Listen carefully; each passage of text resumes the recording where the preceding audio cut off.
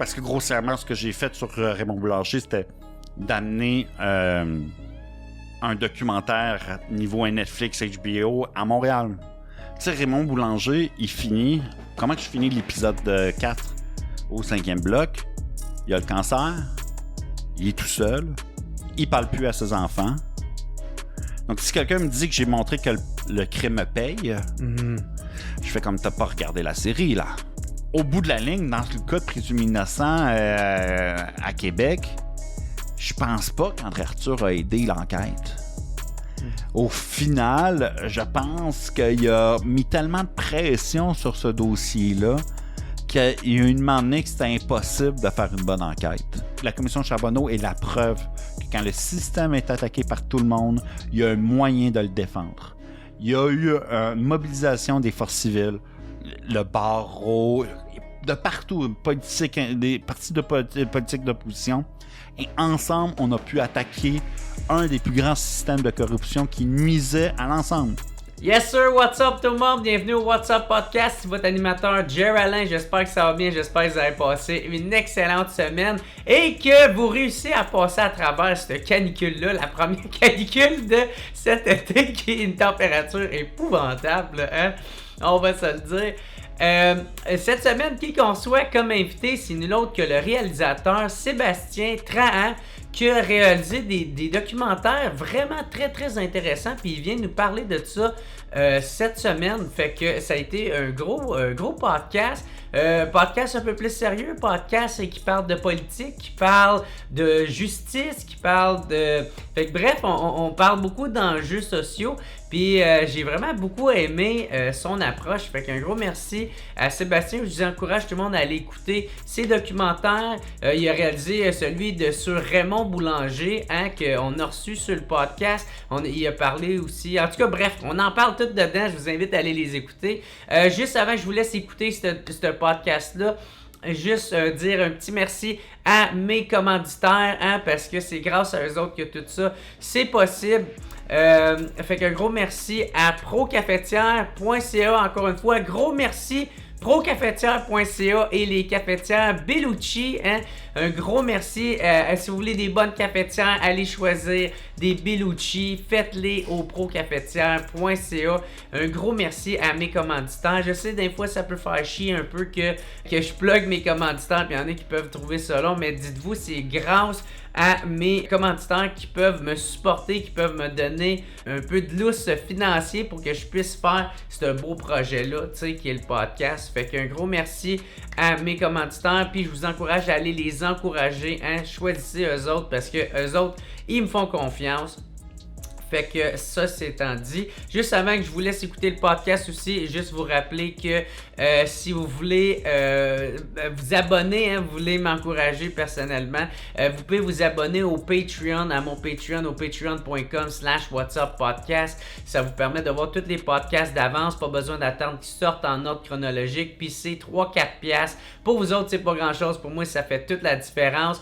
Puis aussi, n'oubliez pas d'aller vous abonner à ma chaîne YouTube, laissez un petit thumbs up, cliquez sur la cloche pour faire sûr de rien manquer. Écrivez documentaire dans les commentaires, ça va m'aider avec les algorithmes. Ou sinon, sur ce, je vais être en spectacle le 10 août à Alma. Les billets sont disponibles au jeralain.com. Ou sinon, j'ai annoncé une couple de dates dans pas long. Fait que vous pouvez aller voir sur mon site internet au jeralain.com. Ou sinon, sur ce, on se voit la semaine prochaine. Ciao tout le monde!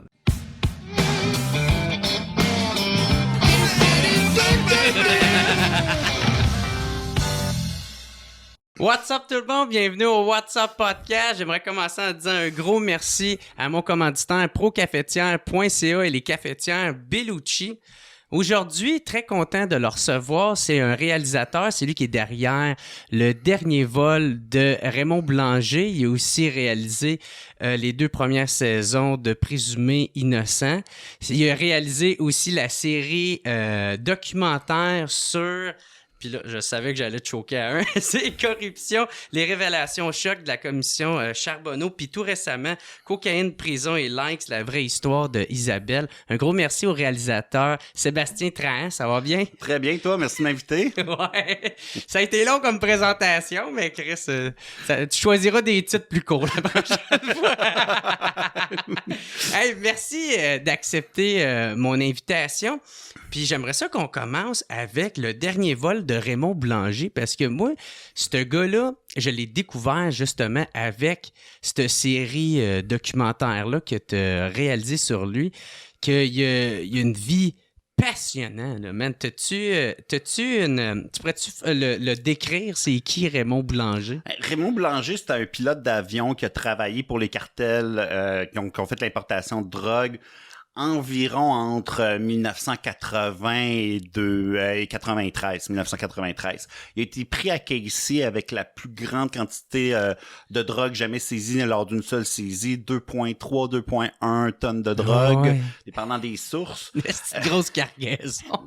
C'est un vol, là, tu sais, c'est un Cornair là, qu'il y avait, là, c'est un avion passager, là, c'est énorme. Puis Raymond, lui, en plus de toute comme cette expérience-là que tu fais comme déjà wow, ouais. Il a vendu des armes pour la Libye. Il a fait du trafic d'armes entre la Belgique puis le Nord-Africain. Il a livré des parties d'équipement d'avion en Iran pendant qu'il y avait l'embargo. Puis avant ça, son expertise de pilote, il a eu en travaillant pour les Black Ops au Cambodge pour des opérations clandestines où est-ce qu'il engageait des pilotes privés pour faire des opérations clandestines. Des mercenaires. Des mercenaires qu'on pourrait dire carrément. Puis donc toute son expérience de vie, tu fais comme ben c'est Indiana Jones là, tu fais comme non c'est pas vrai. À chaque fois, moi mon premier a priori, la première fois que j'ai rencontré Raymond, c'était vraiment comme OK, Capitaine Bonhomme, ça va être beaucoup de travail à regarder, à vérifier les faits. Mais il y a une constance dans ces histoires. Puis les gens que tu rencontres qui l'ont connu au moment clé où est-ce qu'il l'a vécu, ils font comme non, il vous compte ce qu'il est capable de compter. Là. C'est la moitié des affaires qu'il aurait pu faire. Il y a eu d'autres opérations, il m'en a les oublie.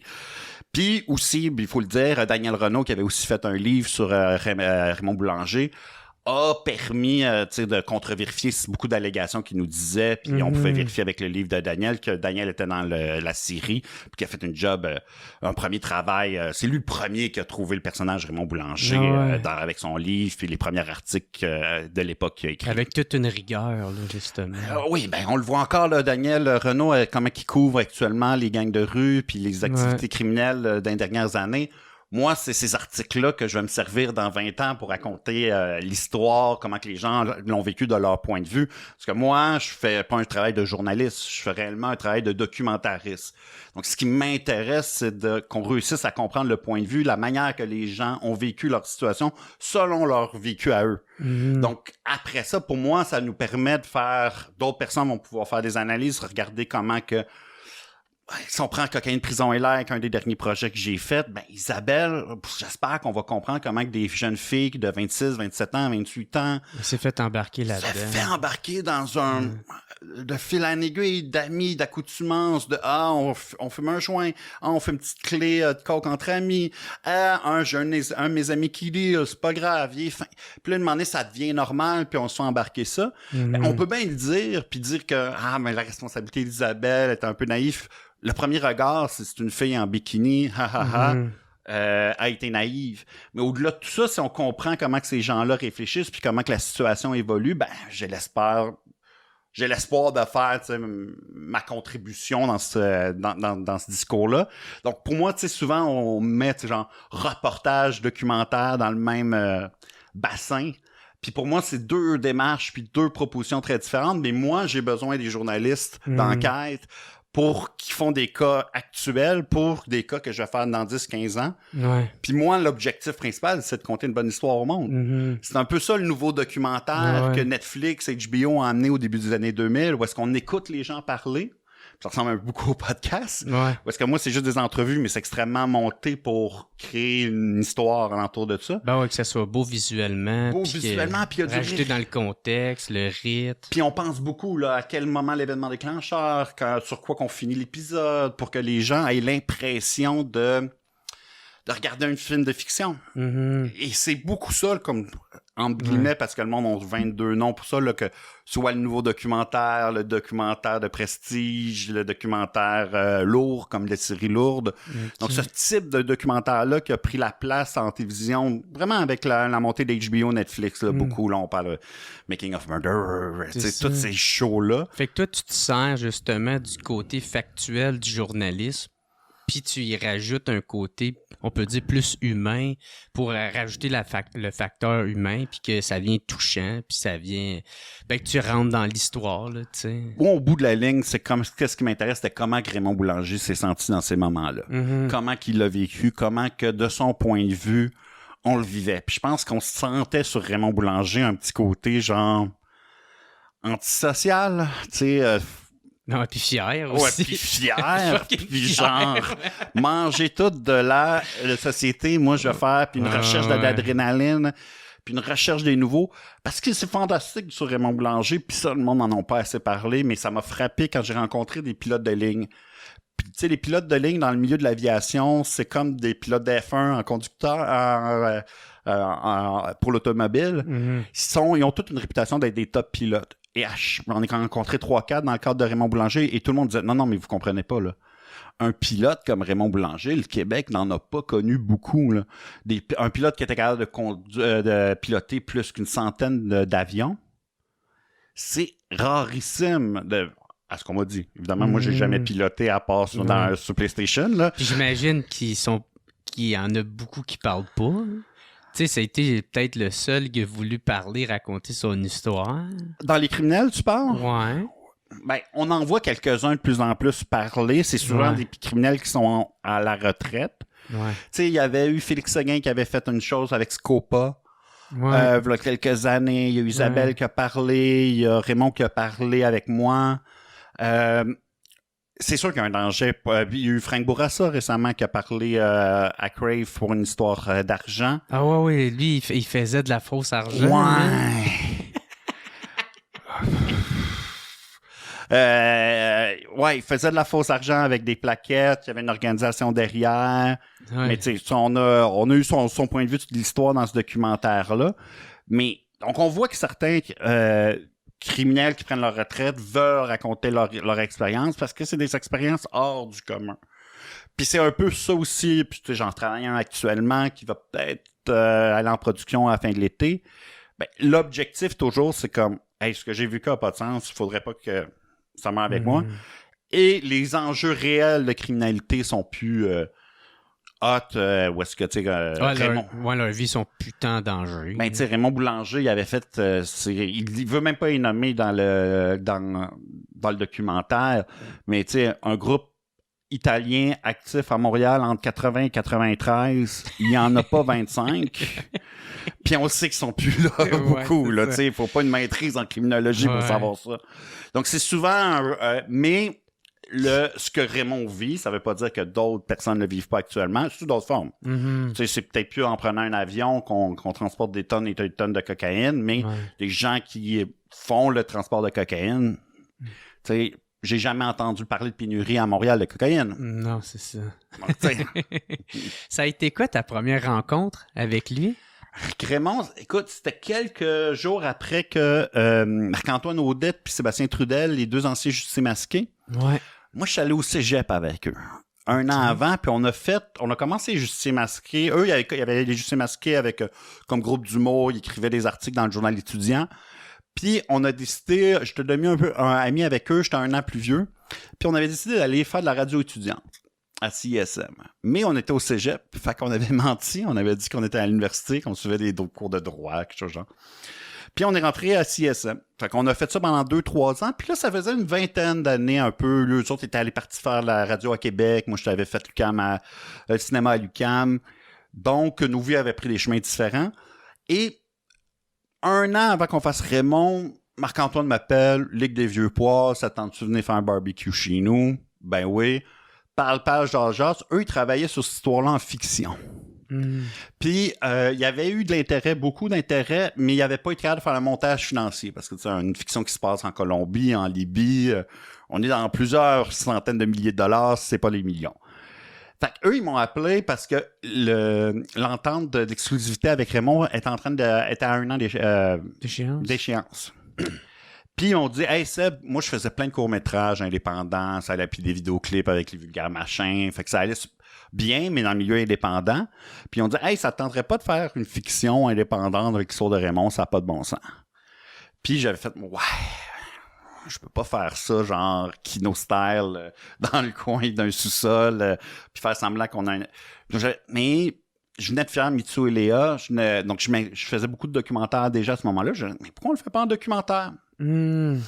Puis, parce que je crois que on a le gars, il est en vie, il est prêt à nous parler, ça va être pas mal plus fort que n'importe quel comédien qu'on reconnaît, genre d'une comédie vu l'été passé. C'est moins risqué aussi. Tu sais, si tu veux faire la fiction puis t'as pas tant les moyens... Puis honnêtement, moi... où est-ce que j'en étais dans ma carrière à ce moment-là? J'aurais pas eu les 8 millions de téléfilms pour faire ce show-là en fiction. Puis c'était une histoire qui était racontée, mais les gars ont embarqué tout ça en disant « Ouais, une série documentaire à la Netflix, ça serait malade. » Et on est allé prendre un bon vieux cognac chez eux. Et on a parlé, écoute... On est déjà arrivé chez eux à 7h, puis on est sorti de là à 2h30, 3h du matin. Ah ouais, chez Raymond, ça. Ouais, puis Raymond, il avait très, très bon dans une affaire. C'était pour remplir ton verre, sans que tu t'en rendes compte. C'était un maître à, tu sais, faire lever le party, mais il buvait pas tant que ça, lui. Fait que c'était vraiment un truc, genre, de saouler tout le monde alentour de la table, mais... Puis il continue à parler. Sans aucun doute, là. Puis il calculait ses anecdotes. Fait que là, rendu là... on s'est rencontrés 2 ou 3 fois de plus. Et c'est là que je commence à me rendre compte que ces histoires, ils avaient rodé comme un comédien. Ils avaient au même beat, il y avait le même rythme pour les compter parce qu'ils avaient tellement raconté en prison. C'est comme s'il avait rodé son set. Et c'est là que j'ai dit que, hey, Raymond, là, on pourrait le filmer dans plein de lieux qui nous racontent la même histoire. Puis là, on le monte d'une place à l'autre.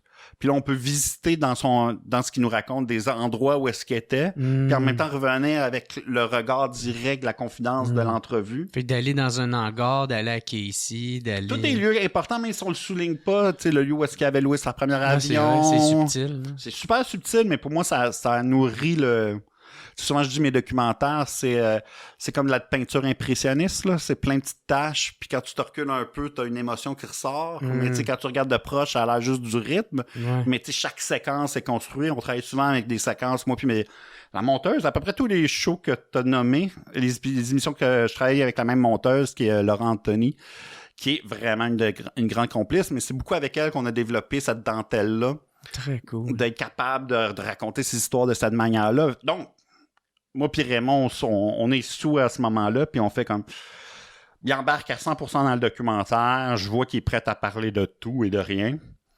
Et on est allé chercher un jeune producteur que les gars avaient travaillé avec son père, Patrick Sirois, puis les gars avaient travaillé avec Richard Z. Sirois. Puis eux, ils n'avaient jamais fait de télé. Et donc, Patrick nous a eu avec une promesse de « Hey, on est all-in ». Oui, on va avoir un budget, oui, on va regarder ça, mais avant tout, Seb, on va te laisser faire ton film, on va te laisser faire ta série, puis on va tourner, le DOP, ça va être un des partenaires de la boîte, on va y aller à fond. Puis c'est un peu ça le secret de la sauce, là. C'est que Raymond, on y a mis beaucoup de temps. Puis, tu sais, beaucoup de monde, et beaucoup de monde se sont hyper impliqués. Catherine, la recherchiste, co-scénariste, Pal, la monteuse, les 2 gars, Yves Thériault, qui est venu notre conseiller à la scénarisation. Fait qu'on était une petite équipe, mais ultra impliquée dans le projet. Puis, tu sais, comme en relation avec Raymond souvent, beaucoup. Donc, ça a donné une profondeur et une qualité à ce show-là, mais la vie de Raymond, là, pas de sens, là. Ben, c'est ça. Puis lui, y avait-tu une certaine réticence sur certains trucs ou il était vraiment all-in? La seule chose qui était vraiment importante pour Raymond, c'est quand on a voyagé avec Raymond, puis on voulait... Je suis vraiment indiscipliné. Hein. Pas grave. Il me faudrait un perchiste, moi, sur mes affaires, qui réussissent à me Non, suivre. non. J'ai confiance en toi. T'es bien le seul. Ouais, c'est ça. Y avait-tu une certaine réticence? Ouais, il y a une affaire qui est un nom catégorique. C'était que pendant qu'on se déplaçait, on a voyagé, on a essayé de rentrer en Colombie, puis il a été refusé. C'était aucun vol qui passe par le territoire aérien des États-Unis. Parce qu'il y a certains crimes que Raymond pouvait nous parler qu'il n'y a pas de prescription. Trafic de drogue, peut-être aux États-Unis, à cause de la guerre contre la drogue, il n'y a pas de prescription. Donc, même après 25 ans, il aurait pu être poursuivi ou pour d'autres crimes qu'on n'aurait pas connus. Donc, c'était la seule grande no way, aucune manière que je retourne aux États-Unis sur le vol aérien. On passe pas par le territoire aérien. C'est pour ça qu'on est allé en Colombie, puis que Raymond a été bloqué aux douanes, beaucoup à cause de Trump. On était dans 2 vols, parce que nous, on était arrêtés à Miami, tourner un agent de la DIA qui était prêt à nous parler, puis après, on s'en allait en Colombie. Puis Raymond allait en Colombie directement. Mais Raymond, quand il a été kidnappé par le FARC, parce que dans toute son histoire, on n'a pas parlé qu'il a été kidnappé par le FARC, parce que à la fin de sa peine, quand il était en conditionnel, il a donc en prison où est-ce que tu peux sortir le jour puis tu reviens le soir au minimum. Au minimum, là, ouais. Lui, il demandait, il était tanné, puis il est parti en Colombie. Ah, c'est ça, parce que lui, il était en maison de transition. Exact. Fait que c'est là qu'on dit qu'il s'est évadé, parce que c'est le terme technique. Ouais. Parce que, c'est moi aussi, comme, au début, pas une grosse évasion, il a juste marché. Moi, je lisais, là, puis au début, quand je travaillais sur son dossier, j'étais comme, une évasion, mon Dieu, ça, tu vas faire un demi-épisode là-dessus. Là, Raymond me compte ça. Ouais, j'ai pris le boss, puis je suis parti. J'ai ouvert la porte. C'était comme un peu moins excitant, tu sais, que le show avec le gars qui a une map, là. On n'est pas à Alcatraz. Là. Non, tu sais, il n'y a pas l'hélicoptère qui est arrivé puis il est parti. Mais il est parti en Colombie de même. C'est peut-être la seule affaire décevante, par exemple, parce que tout le reste, tu chies dans tes shorts. C'est pour ça qu'on n'en parle pas tant que ça dans la série. Ouais. Mais rendu en Colombie, il se fait kidnapper par le FARC. Ouais. Une fois qu'il a été kidnappé, quand ils l'ont libéré, ben la police locale a fait, on a négocié ta libération avec les cartels, mais là, on va te shipper au Canada. Tu t'es évadé. Fait que là, il est retourné, puis il est obligé de refaire du temps dur pendant 5-10 ans à peu près. Mais ce gars-là, donc, à cause qu'il a été déporté, quand Trump a changé ses lois, il a mis de la pression sur plein de pays d'Amérique du Sud, que si tu t'es fait déporter une fois, tu n'as plus le droit de revenir sur le territoire. C'est pour empêcher les migrants illégaux qui passaient par la Colombie, par plein de ces pays-là, d'arriver aux États-Unis, se faire déporter, de recommencer. Mm-hmm. Donc, tous ces pays-là ont un accord que si tu as été déporté, tu peux pas revenir dans ce pays-là sans permission. Et c'était nouveau de 3-4 mois. Fait que quand on est arrivé avec Raymond en Colombie, il a fait oh, non, t'as pas le droit d'être ici. Fait que là, tu sais, là, ça a été, je te dirais, la fois où j'ai vu Raymond le plus triste, parce que lui, Raymond nous racontait tout le temps que lui atterrissait dans n'importe quel aéroport de Colombie. Puis il était bienvenu. Bienvenue, il disait un nom, il recevait même une enveloppe d'argent. Merci, monsieur, merci, tata. C'était le king, là, quand Pablo Escobar était le king. Puis malgré que lui, il a plus travaillé avec le clan de Cali, mais quand tous ces clans-là étaient au sommet de leur pouvoir, c'était le king quand il arrivait là-bas, Raymond. Et là, avec nous autres, en 2020, il a vu que le temps passe. Fait que y a-tu eu une autre complication durant le tournage? La COVID. Raymond Boulanger a été fait à la moitié. On avait la moitié des journées de fête environ. On revenait de Colombie. Puis 6 jours après, la COVID a commencé. Puis, Raymond ne croyait absolument pas à la COVID, mais absolument pas. Donc, lui, à chaque fois qu'on prenait des mesures comme obligatoires pour continuer à travailler pour nous autres, tu sais, Raymond était là, hey, vos masques, là. Ça fait 2 ans qu'on se voit tous les 2 jours, là. Puis, en montage aussi, c'était un bien pour un mal parce que on a eu beaucoup, beaucoup plus de temps de montage. Là, les employés étaient payés par le gouvernement, donc ça a pu étirer le temps que la monteuse pouvait consacrer au temps. Ah, fait que ça a été un avantage. Un énorme avantage. On est resté là un bon 2-3 mois de plus en montage en sachant pas vraiment quelle version on se mettrait parce qu'une journée, une semaine, on nous disait faut que vous liriez la série en je pense que c'était en octobre, novembre, je me souviens plus trop, mais comme c'était prévu, comme si rien ne s'est passé, on a besoin de choses en ondes. Puis la semaine d'après, ils faisaient ah non, finalement, on n'en manquera pas, vous pouvez quand même vous livrer janvier, février, puis je pense que c'est là qu'on a fini par être diffusé. Donc on savait pas très sur quel pied, donc on essayait d'avancer pour être capable de livrer quelque chose, mais on savait pas si on pouvait compléter les entrevues. Puis souvent, moi, j'essaye de faire les entrevues en général en groupe d'idées. Donc, tu sais, si on fait sa vie de criminalité à Montréal, tu sais, avec quand il sortait dans les bars avec ses blondes, puis c'est le monde qui l'ont connu au Québec. Fait que tout ce groupe de... Là, on les a tous tournés dans les mêmes 2-3 semaines. Là, après, quand on tourne en prison, on a tourné à peu près tout le monde qui l'ont connu en prison. Moi, j'ai fait... tu sais, avec Raymond, j'ai fait 5 longues entrevues de 3h30, 4h. Tourner on-cam, non-stop, une question à l'autre. Des lieux différents, j'imagine? Non, tout sur le même? L'entrevue maître là, que tu vois, lui, avec, tu sais, tout... Je pense que c'est dans un hangar. Ouais, c'est dans un sous-sol de condo. Est-ce que c'est une salle de jeu pour les gens qui habitent dans le condo, là, avec une table de billard.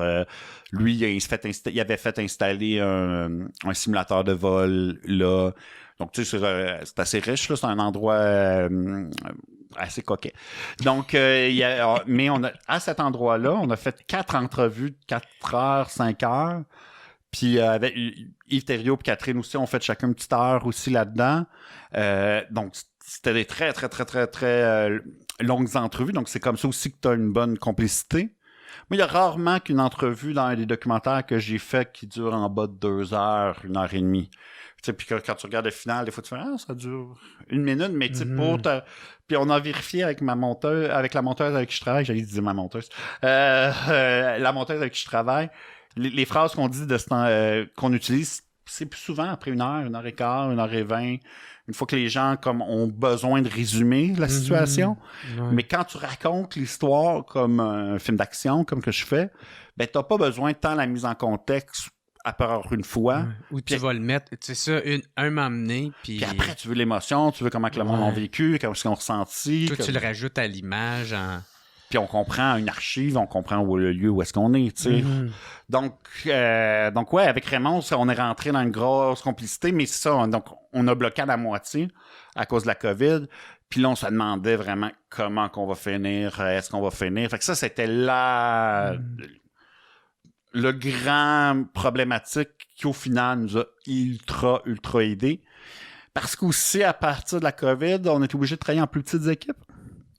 Donc, en plus petites équipes, moins de discussions sur où est-ce qu'on devrait aller, qu'est-ce qu'on devrait faire. Il y a moi, mon caméraman, mon preneur de son, mon producteur qui écoute de loin des fois. Donc, ça nous a beaucoup aidé à resserrer ce qu'on voulait dire avec Raymond, puis à se dire, bon, arrêtez de se remettre en doute, puis faire comme, on raconte la bonne histoire en ce moment. OK. Est-ce qu'il y a eu aussi un genre de dilemme moral sur...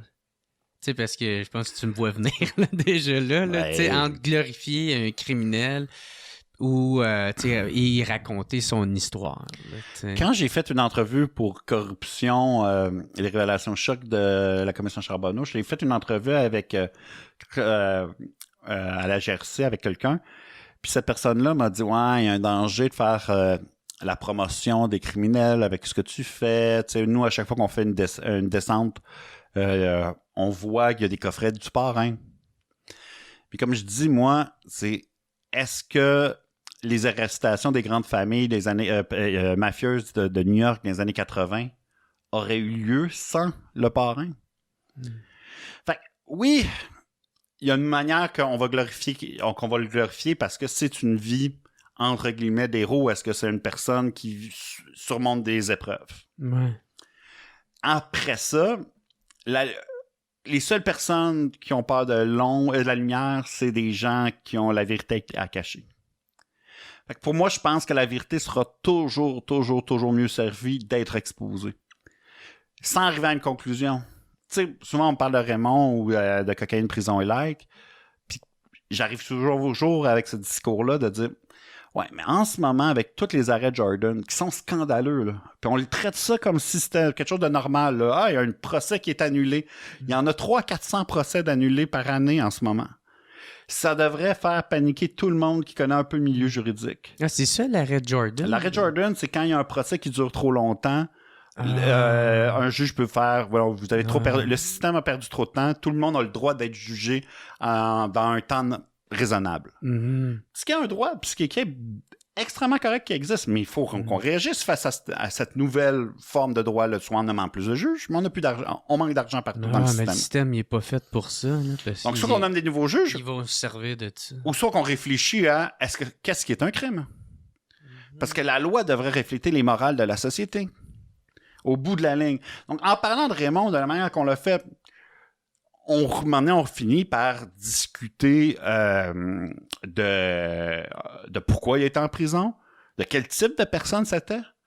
Parce que, tu sais, souvent, on voit les criminels comme le Batman, là, ou, tu sais, le Joker, comme un le bon et le méchant. Ouais, un vilain de super-héros, tu sais, d'un film Marvel. Là.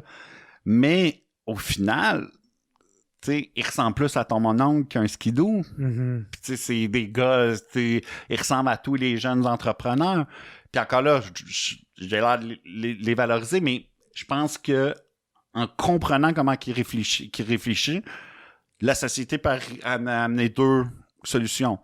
Puis moi, j'essaie pas de donner une tangente à la solution à apporter, que ce soit genre, mais on l'a vu. Il y a 15 ans, j'aurais fait le même documentaire. On aurait passé beaucoup plus de temps de parler de ces importations de marijuana. Et là, ça venait d'être légalisé. Mm-hmm. Et donc, moi, c'est un enjeu, puis c'est un questionnement, puis je pense qu'on le soulève tranquillement. Ou est-ce que, comment on traite ces criminels-là? Est-ce qu'Isabelle a été plus réformée parce qu'elle a passé 4 ans et demi en prison, puis qu'elle est revenue, puis tout le monde, tous les experts en criminologie se disent « Elle a eu la tape sur ses doigts, puis elle a eu la peur de sa vie, elle ne recommencera jamais. » T'aurais-tu eu le même effet en 1 an et demi, puis une probation plus sévère? Probablement. Mm-hmm. Donc, c'est des enjeux. Donc, valoriser, je pense que c'est important. Nous, on le présente dans le cadre d'un documentaire d'ensemble, avec un point de vue. Et ce point de vue-là amène toujours quelques personnes qui questionnent, qui disent réellement de ouais, mais il y a eu des victimes. Oui, il ne faut pas oublier ci, il ne faut pas oublier ça. Et je pense que, au fin fond, moi, dans ma démarche, la réalité, c'est que, comme je te disais au départ, je travaille comme si c'était des projets de fiction. Une marotte, quand j'étudiais au cinéma, c'était toujours, il ne faut pas juger ces personnages. Puis, on a entendu demander Stéphane Lafleur dans ses premiers films, il y a du monde qui critiquait, il disait « Ah, il n'aime pas ces personnages, il a l'air de les juger. » Je pense pas que c'est vrai, là, mais c'est une critique qu'on entend. Il faut toujours aimer tes personnages. Bon, méchant, faut pas remettre en question leur logique interne pour bien livrer un personnage de fiction. Ben, pour moi, j'attaque un peu comme ça. Tu sais, quand je reçois Jocelyn Dupuis pour corruption, je suis avec Raymond, ce qui m'intéresse, c'est pas genre « Oh, t'étais méchant », mais quand t'as fait ça, qu'est-ce que tu pensais? C'est vraiment, pour vrai, c'était quoi ta suite logique? Essayer de le comprendre. Oui, puis qu'il y ait une bonne chance au bâton, puis c'est ça que j'avais dit, prendre l'exemple de Jocelyn Dupuis, c'est ça que j'avais dit quand je l'ai rencontré avant. Ça va être ultra monté, t'as vu Raymond, tu sais comment que ça s'est fait. Tu vas avoir 4 ou 5 quotes que je vais garder au lieu d'être du journaliste qui s'explique. Mais je veux dire, le fond de ta pensée, dans ce que je crois réellement qu'il y a le fond de ta pensée dans ces 6 quotes-là. Je vais pas essayer de déformer ce que tu dis ou de te faire passer pour une merde. Merde, puis tu sais, mettre ça en lien avec quelqu'un d'autre, puis faire comme « Ah, c'était pas ça que je pensais. » Tu sais, Jocelyn, il pense vraiment qu'il a aidé les travailleurs. Encore aujourd'hui. Il pense qu'il y a eu les meilleures augmentations de salaire pour tous les travailleurs de la construction qui n'ont jamais été négociées dans l'histoire. Tu parles pour la commission Charbonneau. Exact. Ça, ouais. Donc, lui, dans ses yeux, les moyens justifiaient la fin. Mais pour comprendre comment sa situation s'est évoluée, il faut le comprendre. Mais c'est sûr que donc, le danger de valorisation est importante, mais je pense que c'est important d'en parler dans un contexte, d'une série documentaire complète, puis ou dans un livre, et de donner la chance à ces gens-là qui ont pas qui ont un vécu extraordinaire de s'exprimer, mais c'est pas tant ça qui est important, mais c'est que les gens l'entendent, puis après qu'on puisse avoir nos propres conclusions, puis dire ça c'est normal, ça c'est pas normal, mais ça existe dans la société. Tu sais, que j'aille fait le documentaire ou pas, il y aurait des criminels. Je l'ai fait ou que je l'ai pas fait, il y aurait des criminels demain aussi. Puis après-demain aussi. Fait, moi, ce que j'interroge beaucoup dans mes documentaires, puis c'est quelque chose qui revient, c'est est-ce que le temps qu'ils ont servi a vraiment changé quelque chose et a vraiment servi la société? Puis est-ce que la morale de la société est encore où est-ce qu'on pense? Parce que moi, partout où j'allais avec Raymond, puis c'était pas des criminels là, qu'il y avait, là, mais le monde l'applaudissait, le monde a trouvé son histoire extraordinaire. Il n'y a pas beaucoup de monde là, pour quand il est en public pour lui jeter une pierre. Là, t'sais. Donc, j'ai des indices qui font comme ben la morale de la société, pas où est-ce qu'elle était dans les années 70. Puis c'est ça, t'embarques pas dans le fond dans les débats de c'est ça, le débat moraux là, de te positionner en tant que réalisateur. Là. Non, parce que dans tous les cas de corruption grave, là, comme la commission, c'est un bon segue vers la commission Charbonneau, mais tous les gars de scandale à travers le monde se sont faits dans l'ombre. Si on est conscient que quelque chose se passe, la société en général va en bénéficier. Ouais. Fait, pour moi, tu sais, comme une fois que ces cas-là existent, une fois qu'on a un besoin d'en parler puis de les mettre en conscience, puis pas être dans les préjugés, il y a un besoin documentaire pour parler de ces personnes-là puis parler de leur vécu puis de leur rapport. Après,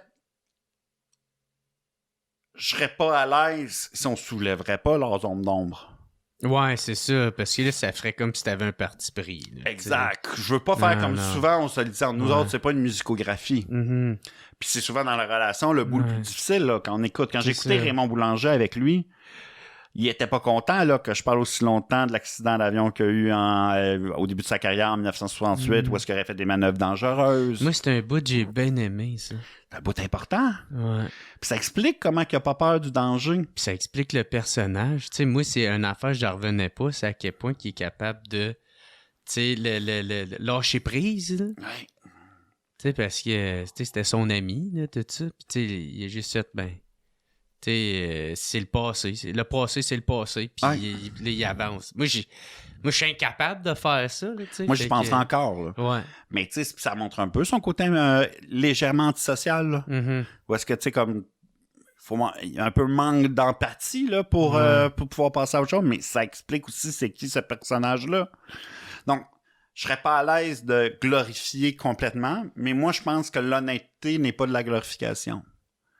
De raconter les faits. C'est raconter les faits selon le point de vue de la personne qui l'a vécu. C'est une personne devant nous qui nous regarde directement comme que tu fais là, qui nous raconte. T'sais, moi, je me mets derrière la caméra. Sur Raymond Boulanger, on me filmait puis mon image était devant la lentille. Fait que Raymond me parle directement comme qu'il parle aux spectateurs. Puis, donc, ça crée une proximité. Mais pour moi, c'est juste d'aller capter ce qu'il dit, sans juger, sans jugement, puis de faire, ben écoute, dans comment qu'on raconte l'histoire, tu sais, Raymond Boulanger, il finit, comment que je finis l'épisode 4 au 5e bloc? Il a le cancer, il est tout seul, il parle plus à ses enfants. Donc, si quelqu'un me dit que j'ai montré que le crime me paye, je fais comme t'as pas regardé la série, là. Ouais. Fait que, et c'est comme ça que moi, j'ai rencontré Raymond. Là. Pourquoi il y avait autant de temps pour me rencontrer? Ses enfants, ils parlent presque plus. Sa fille, sans rentrer dans les détails, il y a des communications, mais restreintes. Il y avait un cancer. Il s'ennuyait vraiment d'une autre époque. Donc, c'est un peu ça que je montre. Tu sais, quand je finis Isabelle, Cocaïne, prison et like, c'est quoi le dernier bloc? Isabelle est revenue à Montréal. Elle recherche un job.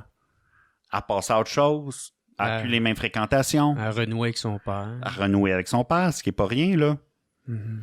Donc, je montre quoi, au final, comme dans n'importe quelle fiction, une évolution de personnage. Mm-hmm. Quelqu'un qui était perdu au départ, qui se posait des questions, qui est tombé dans une certaine facilité, ou pour Isabelle, pour Raymond, dans un goût de l'aventure, qui ont été Raymond au sommet. Là. Pour moi, des fois, c'était le Québec Inc., là, Raymond. Là, c'était...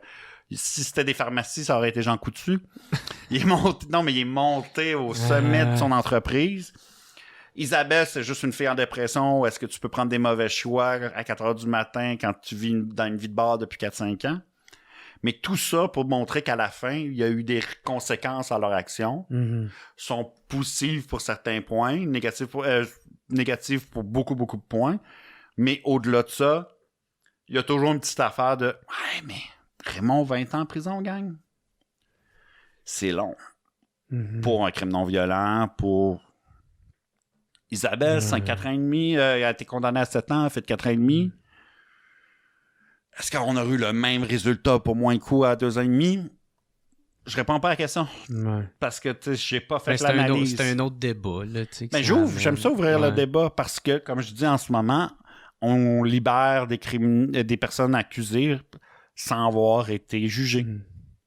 Donc, on peut présumer par la loi de la moyenne, on libère des criminels. Mm-hmm. Puis, tu sais, il y a des crimes, pour moi, dans ma morale, pire que d'autres. Agression crime contre la personne. Proxénétisme. Oh, man. Proxénétisme, j'en ai... Ben, ça... Puis ça, c'est sous... Il n'y a jamais une fois que je lis une nouvelle d'un proxénète qui va en dedans. Puis là, tu lis l'histoire. Puis là, tu lis une histoire horrible, genre qui a maltraité une femme pendant 4, 5, 6 ans. 2, 3. Manipulé. Puis il se pogne un 2 ans, 3 ans, 4 ans. Tu fais comme... Ça, c'est quand il y a quelque chose. Le crime a été plus long Ouais. que la peine qu'il va avoir. Mm-hmm. Il y a des fois, tu sais, puis même pour quelqu'un qui connaît bien le système criminel comme moi, même si je suis pas un expert, je suis pas un avocat, mais je l'écoute, j'en ai entendu parler beaucoup depuis 4 ans. Ouais. Il y a des jugements comme ça que tu fais comme Mais moi, ça me met en tabarnak. tu sais, Moi, ma blonde en écoute des fois là, des podcasts. Tu sais, Victoria Charlton en a reçu une couple là, tu sais, dans son podcast. Puis tu sais, c'est pas que je trouve pas ça intéressant, mais moi, je peux pas écouter ça. Ça me met trop en tabarnak. Là, ça scrape ma journée. moi, j'ai lu, là, 2 ans, là, des livres puis des rapports sur... j'ai Carcajou en tête, mais c'est pas ça, le cas à Québec, là, où est-ce qu'il y a eu des... Ah oui! C'était Roger Ferland, je pense, l'enquêteur qui était là-dessus. Ouais, exact. J'ai lu un peu sur ce cas-là. Je te dis, j'ai lu genre 2 heures. Je voulais tout arracher. Ouais. Tu sais, c'est des cas que tu fais comme... Puis tu sais, quand j'ai des petites nièces maintenant, là, fait que tu vois toujours ces petites filles-là de 15, 16, 17 ans, ça a manipulé par ta première amour, là, la première fois que tu tombes en amour, mon Dieu, on sait que ça peut être fort, là. Ouais. Il n'y a pas encore la dose de cynisme que des vieux comme moi ont. Mais, que le divorce va t'apporter. des séparations la veille de Noël. Ouais, c'est ça, exact. Là, tu fais comme, OK. Mais, fait que, c'est sûr que c'est comme, tu fais comme, hey, mais ces cas-là, ça n'a aucun bon sens. Puis des cas de corruption, des cas de crimes qui sont moins graves, mais qui sont comme, pour moi, plus graves que d'autres, puis qui ont des arrêts Jordan, tu fais comme... Il faudrait vraiment qu'on réagisse plus fort, gang, là, parce que ça commence à tomber dans le fuck. Là. C'est les premiers ont fait capoter, là. Puis là, on voyait plein d'articles de journaux, puis on dit « OK, le monde va réagir, là, la société bouge. » On dirait que c'est quasiment du normal. Lui a été jordanisé, là, tu fais comme OK, on l'a transformé en verbe, là. Mm-hmm. On l'accepte tellement qu'on l'a transformé en verbe. Mais au-delà de ça, je fais comme... Je reste aussi quand tu dis genre la morale.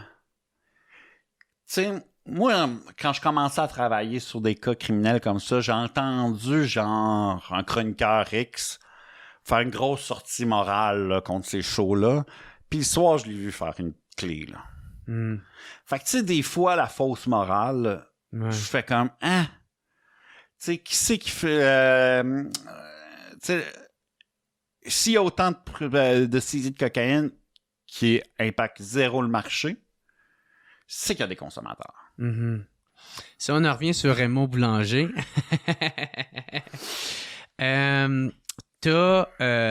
reçu un prix pour la meilleure réalisation pour ce beau documentaire-là. Comment que tu l'as pris, ça? Ah, ça fait du bien. C'était-tu ton premier? Ouais.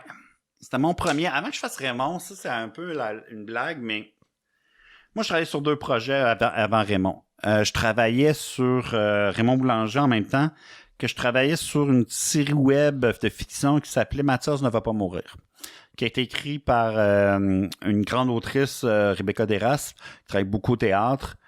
Et on voulait faire une série web, là.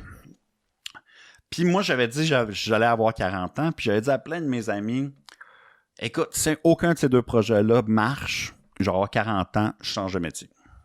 Je commence à être tanné d'avoir des refus.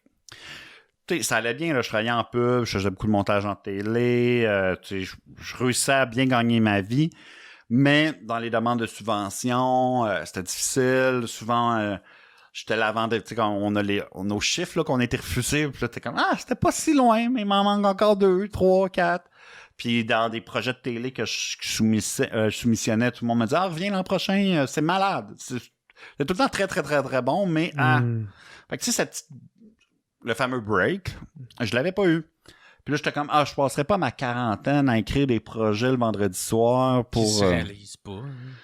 Mais c'est tuant, là, tu sais. Puis j'étais sur le bord de virer par là, tu sais, de juste faire comme, Puis, tu sais, comme tout le monde me disait, toi, Seb, c'est juste une question de temps. Depuis l'université de cégep, là, on me disait ça, tu sais, c'est super bon ce que tu fais, c'est une question de temps. J'étais comme, mais le temps n'arrivera pas. Fait que quand j'ai fait Raymond, c'était comme, je le disais, écoute, Raymond et Mathias, parce que pour moi, Mathias, qui était, comme je disais, écrit par Rebecca, était brillant, drôle. C'est comme, ces 2 projets-là sont parfaits. Si aucun des 2 projets marche, là, Fait que pour moi, quand Raymond a embarqué, ça a été vraiment comme un oui, je peux le faire. Et ça a validé que je pouvais le faire. Puis depuis ce temps-là, on va faire tellement de projets que, tu sais, comme ça a confirmé, puis chacun des projets ont bien été. Fait que toi, c'était pas nécessairement de gagner un prix, c'était juste que le projet se fasse. Au départ, c'était juste que le projet se fasse. OK. Quand j'ai gagné le prix, ben, tu sais, ça a été un... tu sais, comme là, c'était fini, on passait à autre chose. Ben, double validation. Double validation. J'ai reçu beaucoup d'appels après le prix. Tu sais, on se leurrera pas, là, tu sais, comme... il y a beaucoup de producteurs que ça a fait... ben oui, on le connaissait pas, on va l'appeler. C'est de même que j'ai eu corruption, c'est de même que j'ai présumé innocent, que des producteurs qui étaient intéressés, qui voulaient aller dans le même sujet, qui ont vu que je l'avais fait de la manière qu'on avait pu vu au Québec. Parce que grossièrement, ce que j'ai fait sur Raymond Boulanger, c'était d'amener un documentaire niveau Netflix, HBO à Montréal. Puis, tu sais, une des raisons que ça a été moins fait, c'était budgétaire. Sans la COVID, j'aurais pas pu le faire à cette ampleur-là, là, tu sais. Et la liberté qu'on m'a laissée, vu que j'avais une maison de prod qui pouvait pas me dire c'est le même qu'on le fait, vu qu'il l'avait jamais fait. Fait que t'as été quand même chanceux là-dedans. Extrêmement chanceux. Tu sais, ça, c'était... Parce que sinon, t'aurais été pogné dans un cadre, genre de suivre cette ligne-là.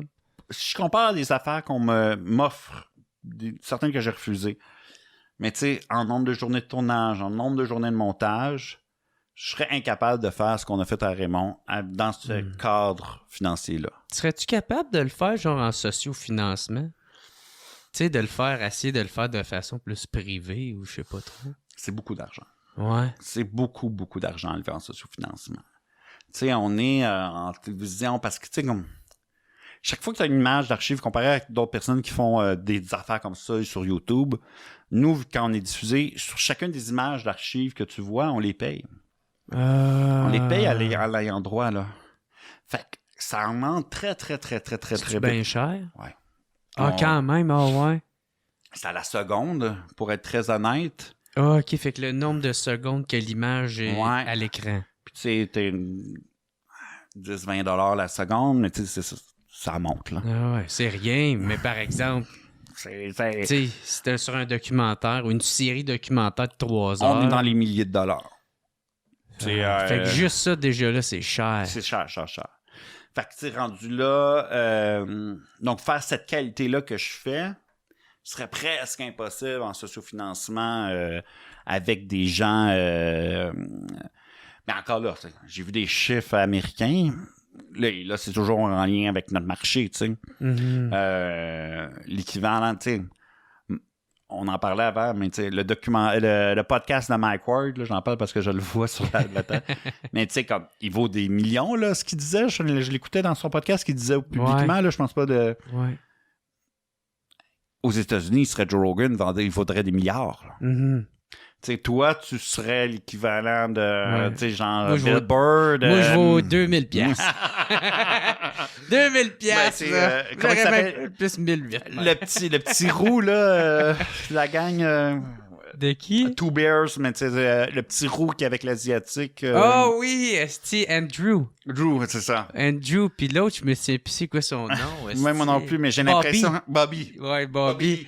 Bobby Lee, c'est ça, Andrew. J'ai l'impression que tu serais dans ce calibre, mais tu sais, les Ok. autres, ils valent des millions. Là. Ah, Chris, c'est très gentil, ça, comme compliment. Écoute, Ouais. tu m'as invité.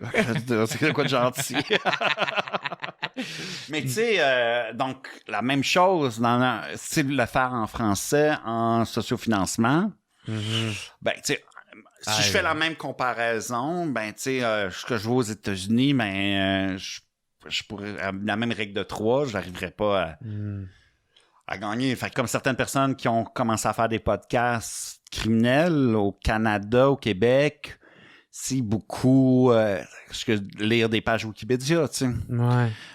Fait que c'est intéressant. J'en consomme plein, là, personnellement. Il y a des filles qui font ça en ce moment super bien. Mais c'est pas la même rigueur, là. Mais c'est pas le même objectif. Ouais, aussi. C'est pas la même rigueur. C'est à cause que rigueur, il y a comme dans ma tête un niveau que t'as travaillé fort là-dessus.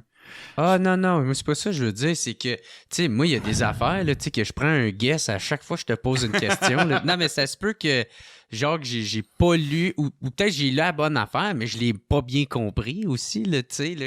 Fait que, tu sais, puis moi je pose la question, après ça tu me réponds, puis tu vas y amener la vérité qui va suivre, mais à chaque fois, c'est quand même un guess à chaque petite fois. Ouais, moi, la différence, c'est que dans mes guests, il va y avoir du montage qui me permet de pas mettre mes guests de 2 heures, mais quand tu rencontres quelqu'un, tu veux une vérité, c'est la meilleure manière de le faire, tu sais. Moi, souvent, je dis, du monde qui me pose des questions là, sur comment je mène mes entrevues, puis je suis comme les meilleures questions, c'est les plus courtes. Ouais. 1, 2, 3 mots, 4 mots, mais sinon... Puis souvent, je l'ai vu de d'autres intervieweurs ou quand on partageait l'interview dans certains projets entre moi et l'autre, c'est que le défaut, c'est de vouloir être aussi brillant que la personne à qui tu poses des questions. De Puis là, le confronter un peu, genre? Confronter ou mettre des grosses mises en question pour montrer que tu connais ton dossier. Puis là, le gars s'éteint là, devant toi. Là. Ben ouais. Confronter, ça, c'est super bon parce que tu as une réaction. Moi, ce que j'aime beaucoup faire, c'est me tromper. Donner le mauvais nom, me tromper dans une date. Tu fais-tu exprès? Ouais. Ah ouais. Souvent, beaucoup. Pour qu'ils te corrigent puis qu'ils mettent ces détails. Puis quand tu genre. te corriges, tu fais comme quelqu'un va faire. Ben non, c'était pas Pierre, c'était Jacques. Moi, je commence mon montage. Jacques, lui, il était dans l'avion, puis ta. Fait que là, la personne est investie de sa réponse parce qu'il vient de te corriger. Fait qu'il est en tabarnak. Il y a lui. des bouts de Raymond là, qui m'en reviennent. C'est ça. Ouais. Mais si ton in, juste après qu'il te corrige, t'as de l'émotion, puis c'est ça que tu veux, t'as de l'énergie à l'écran. Fait que souvent, je fais faire des petites erreurs de fait, des petites erreurs de... Rien de monumental. Là. Des fois, oui. Non, ben oui. C'était quoi le pire? Pour avoir une réaction. Ben oui. C'est sûr. C'est les meilleures réponses que tu as quand tu te trompes. Parce que si la personne te corrige, ça veut dire clair. Puis ça m'empêche de poser la question qui donne... dire l'affaire en début d'entrevue qui donne jamais rien. C'est... On va prendre mes questions pendant l'entrevue. Peux-tu reprendre ta question dans ta réponse? Puis là, tu le vois là, en télévision, là, quand quelqu'un fait comme... Ça coupe. Alors, en 1988, Tu sais, tu fais quand, OK, ils ont demandé ça à l'entrevue, ça gâche tout. Fait que ça m'empêche d'avoir ça, mais j'ai besoin que quelqu'un me nomme les intervenants. Fait que disons que je fais une affaire sur le référendum de 95. Puis je dis genre, ah non, puis tu sais, le grand discours de la fin, là, c'est Dumont là, qui l'a fait. Mais non, Parizeau, il était chaud. Ouais. Et là, j'ai une super quote. Parizeau était chaud. Il va continuer. Fait que là, la personne est habitée, tu sais. Fait que c'est des petits trucs d'interview, mais habituellement, tu sais, comme les gens me voient y venir, là. Mais, Moi, ça me pognerait en tabarnak. Je te verrais zéro venir. moi, je te dirais que le pire, c'est sur mes collaborateurs, ma recherchiste, qui fait comme, oh mon Dieu, il a rien lu. Oh mon Dieu, il connaît pas le dossier, tu sais. Tout ça exprès. À un moment donné, tu reviens, tu es vraiment paniqué, tu sais. Mais non, il faut que tu t'aides les gens, mais comme toi, tu sais, en ce moment que tu m'aides à me relancer une fois de temps en temps quand j'ai fini une idée. Moi, mon truc, c'est que je repose la même question, mais avec des mots différents. Ça, c'est bon aussi. Je fais ça, puis là, je l'ai dit à ma blonde, puis elle fait ça avec moi maintenant. Puis je m'en rends aucunement compte. Puis elle me le dit après, puis là, je fais « Hey! C'est à moi, ça! » C'était mon truc, ça! Chris, tu l'as mieux que moi, câlisse. L'autre truc, moi, ça marcherait moins pour toi en podcast, mais tu laisser des silences. Ouais. Personne n'aime vraiment les silences. Ah, moi, Fait je suis quand pas t'es dans capable. un sujet vraiment Ouais. touché, là t'es comme, je suis en train de checker mes feuilles, je reviens, puis le monde fait comme, ouais, mais non, c'est l'affaire qu'il faut que tu comprennes. Puis là, ça va être $, qu'il va te dire après. Parce que le gars, il tourne, va dire, il va-tu me poser la question? OK, il n'y a rien. Okay, ça, faut que je te le dise. $, $, en bas. Hey, on veut des bonnes... On veut toujours que les gens, quand ils vont se voir après, fassent comme, hey, ça, c'était le fond de ma pensée. Ouais. Puis, on veut tout bien paraître. Fait que c'est comme au départ, là, quand on est arrivé, là, puis tu nous disais, ouais, là, tu gosses avec triple lumière. Là, tu sais, au début, j'étais comme, OK, je ferai pas d'erreur de français, j'utiliserai pas d'anglicisme, je sacrerai pas trop. Puis là, plus la conversation arrive, plus que, tu sais, de moment donné, je commence à les utiliser, puis je fais de la merde, là. Tu sais, comme, on va parler comme qu'on parle tout le temps, mais, puis c'est là que t'as le meilleur contenu, puis t'as la vraie personnalité des gens, tu sais. Ben oui. Ben c'est ça, puis c'est ça le but, là, tu sais, aussi. Profondément, c'est juste ça. Quand j'ai eu Gilles Duceppe, esti qu'au début, tu sais, mais tu sais, lui, il est de même, là, aussi, là. Mais, tu sais, au début, là, tu sais, je pense les 40 premières minutes, là, ça a été ça. Puis à un moment donné, j'ai vu qu'il commençait à se laisser aller. Puis moi, j'essayais de le faire rire, là, tu sais, en même temps, dans un cadre où ce que je reçois un homme c'est ça, de cette génération-là. Un grand politicien, là. Un grand politicien qui est très important au Québec. Très. Tu sais, fait que, tu sais, moi, j'essayais de le faire rire, mais en même temps, tu sais, qu'il embarque, puis j'en mets pas trop, puis qu'on se relance un peu. Mais, tu sais, Commission Charbonneau, il y avait beaucoup de monde politique, là, Sonia Lebel, Mme Charbonneau, c'était très lié le cas, là, ce qu'elle pouvait me dire en entrevue, là. Mme Charbonneau a vraiment regardé ses réponses. C'était la seule fois dans ma vie qu'on a passé les questions en premier. Puis la première entrevue de excuse-moi, la première entrevue de Mme Charbonneau, c'est André Noël qui l'a menée. Puis quand on finissait les 3 premiers épisodes, puis j'avais envoyé le premier épisode à Mme Charbonneau juste pour des faits, pour que si on fait des erreurs quelque part, qu'elle nous le dise.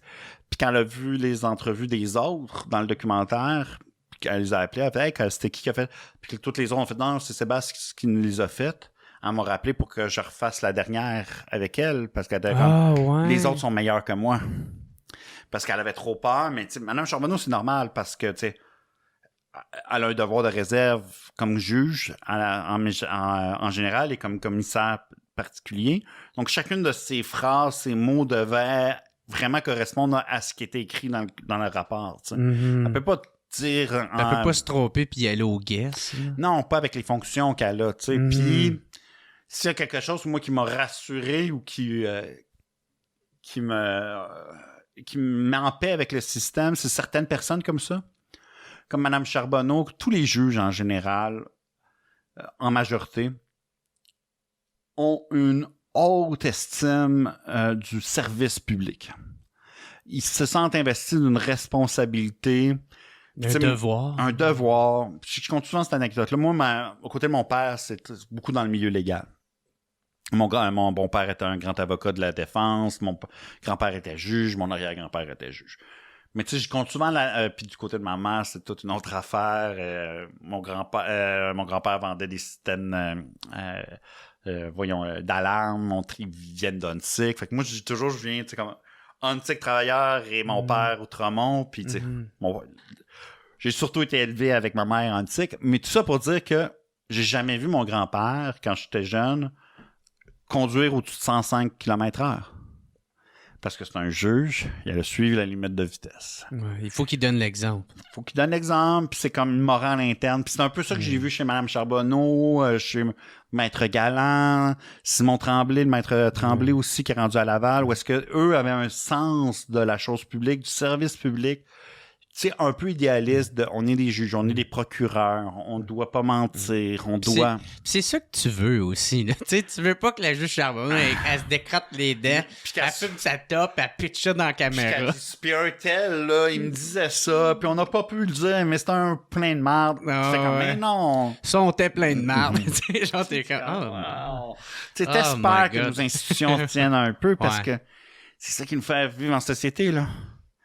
Tu sais, la force de nos institutions, tu sais, comme on l'a vu là avec Trump. Quand on commence à affaiblir nos institutions, comment qu'une société peut trembler rapidement, puis s'il revient, on ne sait pas jusqu'à où ça va aller. Tu sais, il y a des choses qui sont frustrantes, puis toutes nos institutions ont été faites par des hommes, donc sont perfectibles. C'est pour ça que je crois au progrès et à être progressiste. Mais sans ces institutions-là, on l'a vu aussi dans d'autres juridictions, là, des institutions qui s'effondrent, comme le système criminel en Russie quand Poutine a pris le pouvoir. Comme il y a plein d'exemples après un mandat d'un dictateur, où est-ce que tu fais comme nos institutions, nos libertés, nos droits, ils sont ultra importants. Puis qu'un criminel ait des droits, qu'il ait une liberté d'expression, qu'on en parle, ça protège la liberté de tous les citoyens. Fait que c'est là aussi, tu sais, quand tu disais la moralité, tout ça, je suis comme, c'est du monde qui ont fait leur temps. C'est du monde qui ont, Est-ce que tu crois à la rédemption? Tu sais, c'est ça l'affaire aussi. Là, rédemption, je te dirais qu'il y a un accent religieux pour moi, mais la réhabilitation, 100%. C'est ça. C'est la fonction de notre C'était système. pas une question, c'était plus de la rhétorique. Là, mais c'est ça, c'est la rédemption. Pour moi, c'est quand même fou de la demander. Il y a de quoi très religion, mais à la réhabilitation, à 100%. À 100%, tout notre système est basé là-dessus. Sinon, tu sais, pour reprendre la phrase qu'un gars que j'avais reçu, c'était Daniel... en tout cas, j'ai un blanc de mémoire, mais en tout cas, bref, il disait, tu sais, si on croit pas à la réhabilitation, faisons la purge 4, puis tuons-nous tous entre nous autres. Là, ça va être la vengeance. Tu sais, souvent, on parle d'un père de famille, à une mère de famille. Là. Est-ce que telle personne a reçu la peine? Tu sais, la vraie bonne réponse à ça, c'est probablement pas à ses yeux, mais c'est pas à lui de l'imposer. Daniel Benson, c'était ça son nom. Ouais. Mais tu sais, la vengeance, ça amène juste parce que si toi, tu te venges sur moi, après, mon frère va se venger sur toi. Après, ton frère va se venger sur mon frère. Puis là, on est parti, là. C'est sûr qu'on est parti jusqu'à la fin. Donc, oui, on doit croire à la réhabilitation. Après ça, il y a quand même un niveau qu'il faut que le public garde confiance aux institutions. Puis en parlant avec tout le monde, puis je pense que tu en as ciblé un très bon, il y a des fois où est-ce que le droit il évolue pas à la vitesse de la société. Le proxénétisme en est un exemple. Je pense qu'il n'y a aucune personne que je connais qui voit dans le journal une peine d'un proxénète qui fait « Hey, c'est là. » Tout le monde, maintenant, dans les morales, dans les respects post-MeToo envers les genres, qu'on fait comme « Ce crime-là, il est bien puni. » Puis, il y en a d'autres que, tu sais, possession simple pour quelqu'un qui va en dedans pour possession simple. Au Canada, ça existe presque plus, mais aux États-Unis, tu fais comme, hey, c'est beaucoup d'argent, là, à la société pour avoir un peu de cocaïne dans tes poches, là. Puis, comme je dis, je connais très bien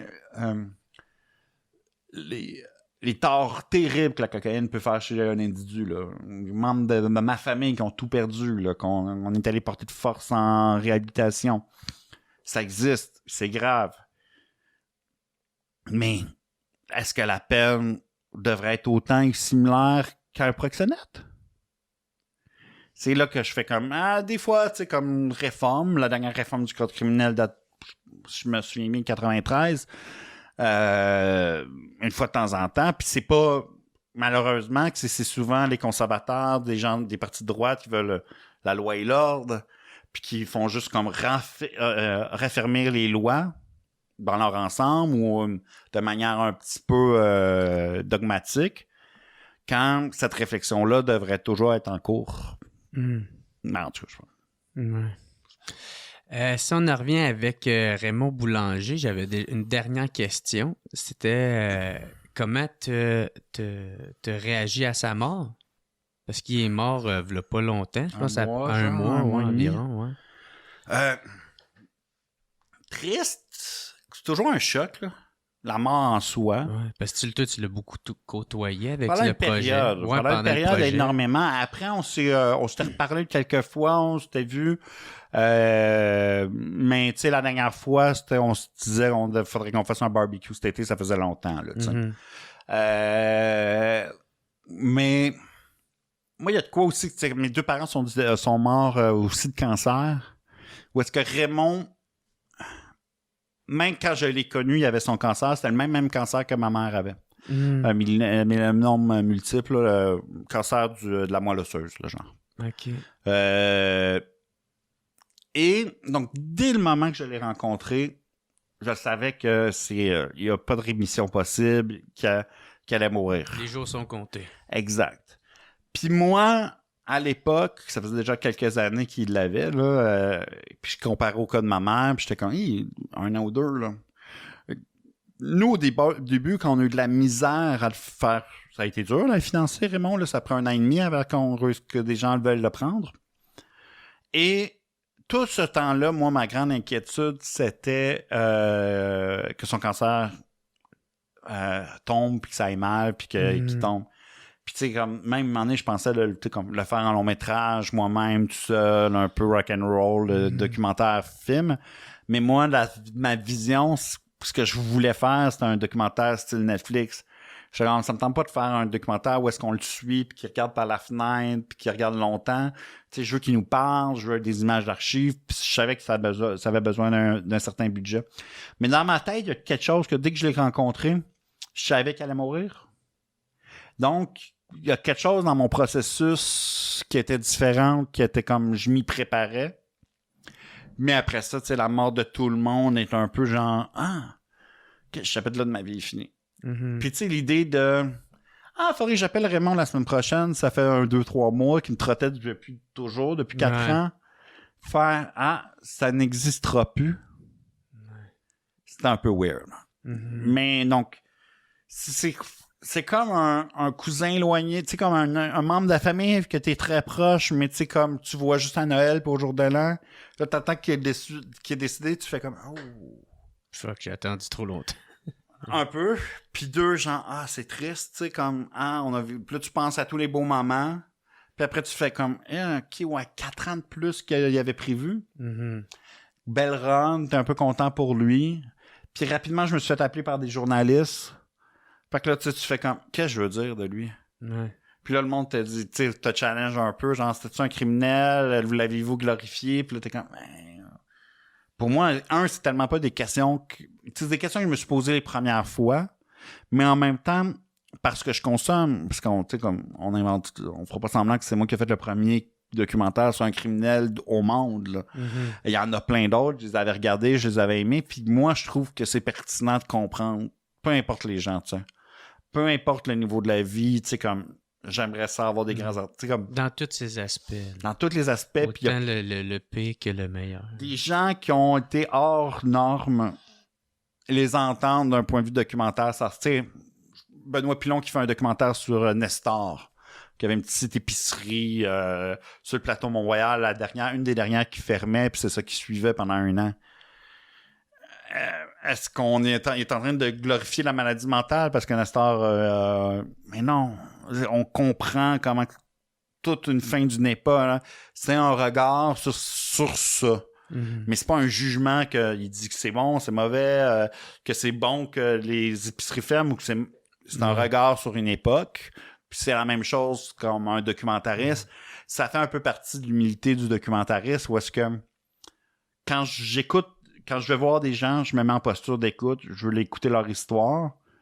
Puis quand je le transmets aux spectateurs, je veux transmettre leur histoire en bonne histoire, mais aussi leur pensée, puis comment ils l'ont vécu.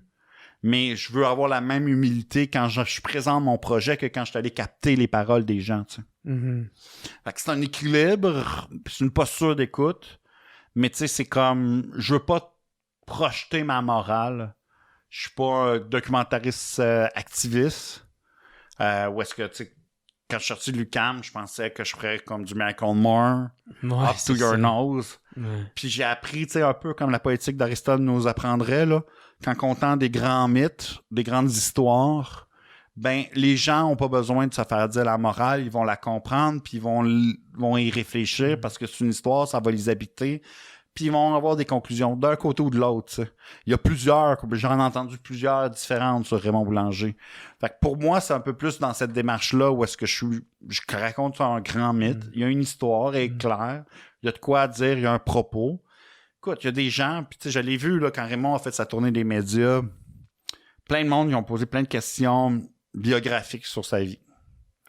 Puis tu fais comme, je pense qu'il y a eu d'autres choses plus intéressantes à parler, tu sais, comme qu'on a fait depuis tantôt sur qu'est-ce que sa vie représente. Mais au-delà de tout ça, le plus important, c'est que la curiosité est piquée, puis les gens vont écouter le documentaire au complet, puis à ce moment-là, ces réflexions-là vont peut-être venir ou pas. Mm-hmm. Parce que c'est pas à chaque fois que j'écoute un film de fiction que je vais avoir une grande réflexion sur le monde, même si l'auteur essaye de le mettre plus subtilement. C'est que moi, je me bats contre la notion qu'un documentaire, s'il y a un message, s'il y a un propos, il doit être up to your face. Tu sais, genre, mon Dieu, la crise de l'obésité, c'est grave. Puis on va vous en parler tout le temps. Puis à chaque fois que notre animateur va arriver à l'écran, il va dire « La crise de l'obésité est grave. » Puis là, on parle à quelqu'un. Non, on va parler. Moi, j'aimerais faire ce documentaire-là, mais en parlant avec plein de gens qui ont ce mode de vie-là, dont moi, et commencer à faire, genre, comme tu comprends ce qui joue dans leur tête, puis comment ils sont. Moi, que j'aime des documentaires, c'est quand ils vont dans les deux côtés de la médaille, tu sais, justement, tu sais, autant de gauche, autant de droite, tu sais, même si moi, tu sais, j'haïs le politiquement correct, j'ai peut-être une tendance plus vers la droite, là, mais tu sais, j'aime autant être confronté dans mes idées parce que des fois, ça me fait changer de bord. Ben, pas changer de bord, mais ça me fait évoluer, ça me fait évoluer ma pensée. Des fois, au contraire, ça me rassure encore plus dans celle que j'ai déjà. Tu sais, ça reconfirme encore plus celle que j'ai. Oui, puis tu sais, il y en a déjà beaucoup qui le font. Mm-hmm.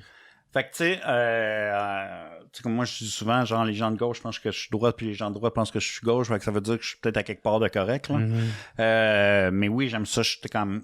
Puis j'aime provoquer les gens, puis comme je dis, à l'université, je pensais que je ferais beaucoup plus de provoque que ça. Mais au-delà de ça, c'est peut-être l'âge où c'est ce que moi, j'écoute. Mm. Mais tu sais, pour moi, un des grands documentaires criminels, c'est celui d'Amanda Knox. C'est quoi, ça? C'est une fille qui a été accusée de meurtre en Italie. Okay. Tout le long, tu te demandes si elle l'a fait ou elle l'a pas fait. Mais tu sais, c'est une super confidence. Et elle parle à la caméra tout le long.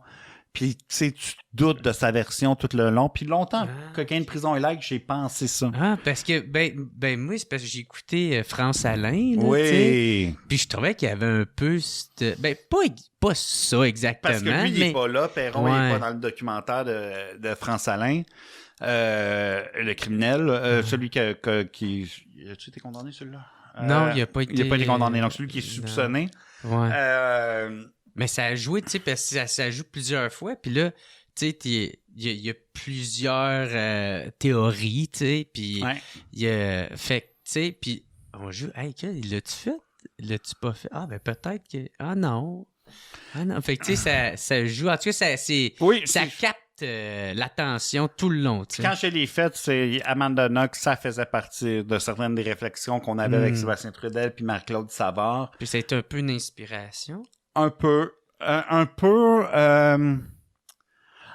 puis aussi un enjeu légal au Québec. Ou est-ce que, tu sais, quand tu regardes un documentaire criminel aux États-Unis, ils sont soumis, à faire une histoire courte, au premier amendement, liberté d'expression. Au Canada, on a la Charte des droits. Donc, la Charte des droits, ce qu'elle veut dire, c'est que tous les droits sont égaux, puis il faut qu'on réussisse à trouver un équilibre entre chacun pour que chacun soit respecté. Donc, c'est un peu, on joue avec cet équilibre-là. Aux États-Unis, c'est simple. Tout le monde, premier amendement, tout le monde a la liberté d'expression. C'est le fondement de notre société, de la société. Donc ça veut dire que pour moi, en documentaire, quand j'en fais un documentaire québécois-canadien de criminels, si ça n'a pas été prouvé, je suis pas journaliste. Donc, moi, je fais une œuvre que je vais essayer de vendre, donc c'est un acte commercial. Donc, je peux pas plaider facilement l'intérêt public, comme un journaliste ferait, parce que c'est pas l'intérêt public, je veux le vendre, c'est un acte commercial. Puis, il faut que je m'assure que ce que je veux dire dans le documentaire a déjà été dit soit par des journalistes ou soit par la cour, par des jugements. Donc, tu sais, moi, ma ligne, elle est ultra mince. Donc, des fois... J'ai une question. Tu sais, que tu dis journaliste, est-ce que ça rentre chroniqueur? En théorie, non, mais oui. OK. Puis, on a un journal, là. Ouais. Dans la définition comme universitaire d'un chroniqueur, non, parce qu'il fait que de l'opinion. C'est ça. Donc, théoriquement, un chroniqueur ne devrait jamais soulever un fait nouveau. Mais souvent, tu vas le voir qu'un journaliste... André Arthur faisait beaucoup ça. Ouais, mais André Arthur, c'était très... Il a été poursuivi énormément. Il a beaucoup perdu. Et si ça n'avait pas été si cher le poursuivre, il aurait été poursuivi encore plus souvent. André Arthur n'est pas... parce que le présumé innocent... avec France Alain. France Alain, c'est la saison 2 de Présumé innocent. André Arthur travaillait à la même station de radio que un des suspects du crime et a beaucoup moussé sa théorie du crime parce que il y avait peut-être une animosité entre les deux, puis l'alibi était léger, puis on soulève beaucoup de doutes dans Présumé innocent. C'est fou, ben ça raconte l'histoire d'une partie du Québec quasiment. André Arthur? Ben, en rentrant ce volet-là, c'est sûr. Ça raconte... Puis ça raconte aussi, ça part de la commission de police de 82. Tu sais, la commission de police de 82 a changé tellement de choses au Québec qu'on le suspecte pas. Mais tu sais, j'ai fait aussi un autre que t'as pas nommé, l'affaire Dupont, là, le combat d'une famille qui était à la Radio-Canada en décembre. C'est l'histoire d'un policier de Trois-Rivières qui a été assassiné par... on prétend que c'est par ses collègues, tu sais. Ah oui. Et c'est toujours... puis là, on est en plein où est-ce que la police, dans les années 60, c'est autre chose. Là. Puis on oublie là à quel point que la police, on était, tu sais, genre... Si t'as vu les vieux films, genre des policiers incorruptibles, là, mais tu sais, un peu... qui va pas avec le dos de la main morte, là. Tu sais, la blague, c'est comme... le bottin téléphoné. Pour rentrer dans la police, tu shakes ta main, tu montres un chiffre. S'il dit le bon chiffre, t'es policier, là. C'était comme... c'était une des à partir de 82, toute la police a été réformée énormément. Il y a après 2-3 commissions de police.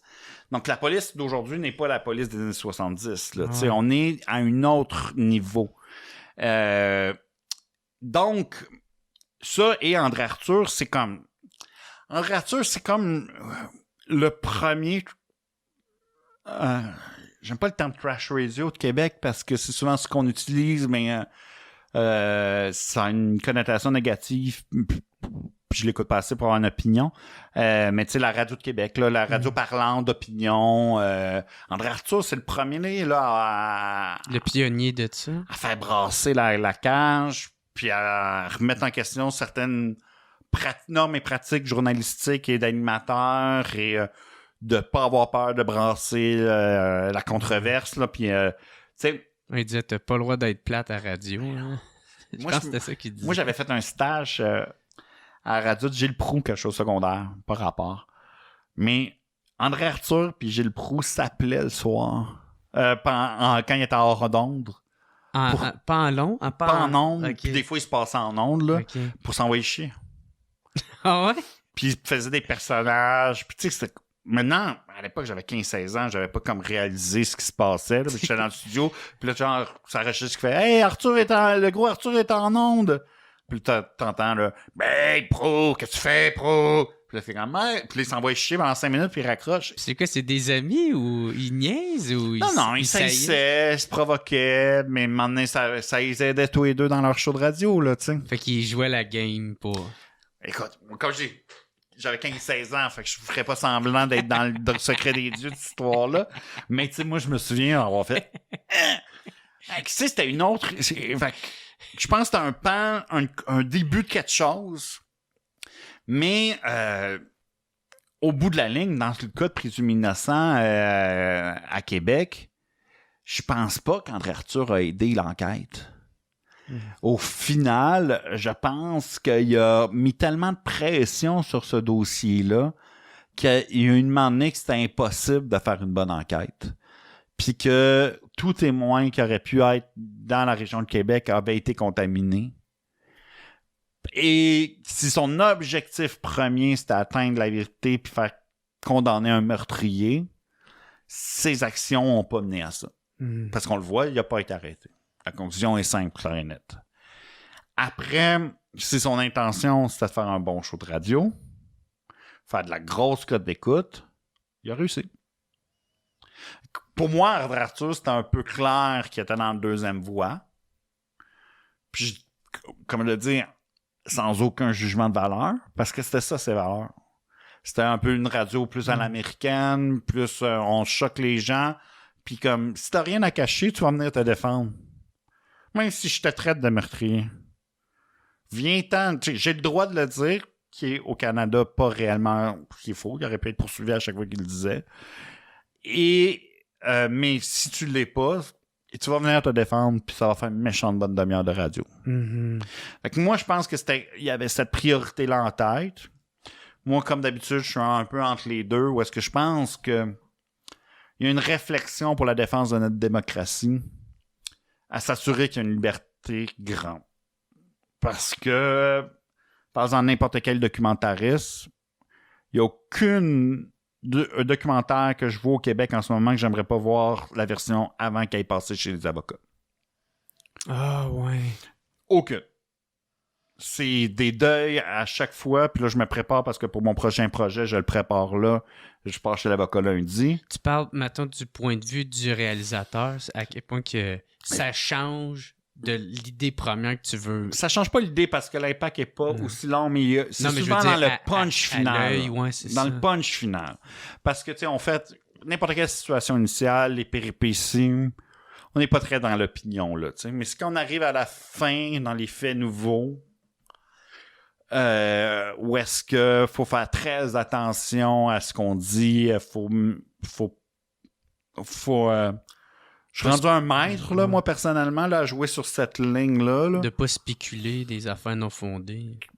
Puis ou qui n'ont pas été, tu sais. Qui n'ont pas été dit publiquement, qui n'ont pas été... parce que tu peux avoir l'information. Moi, je peux avoir l'information, je peux pas la sortir. Ah, c'est ça. Ce serait intéressant à savoir. Il me faudrait ta permission. Ouais.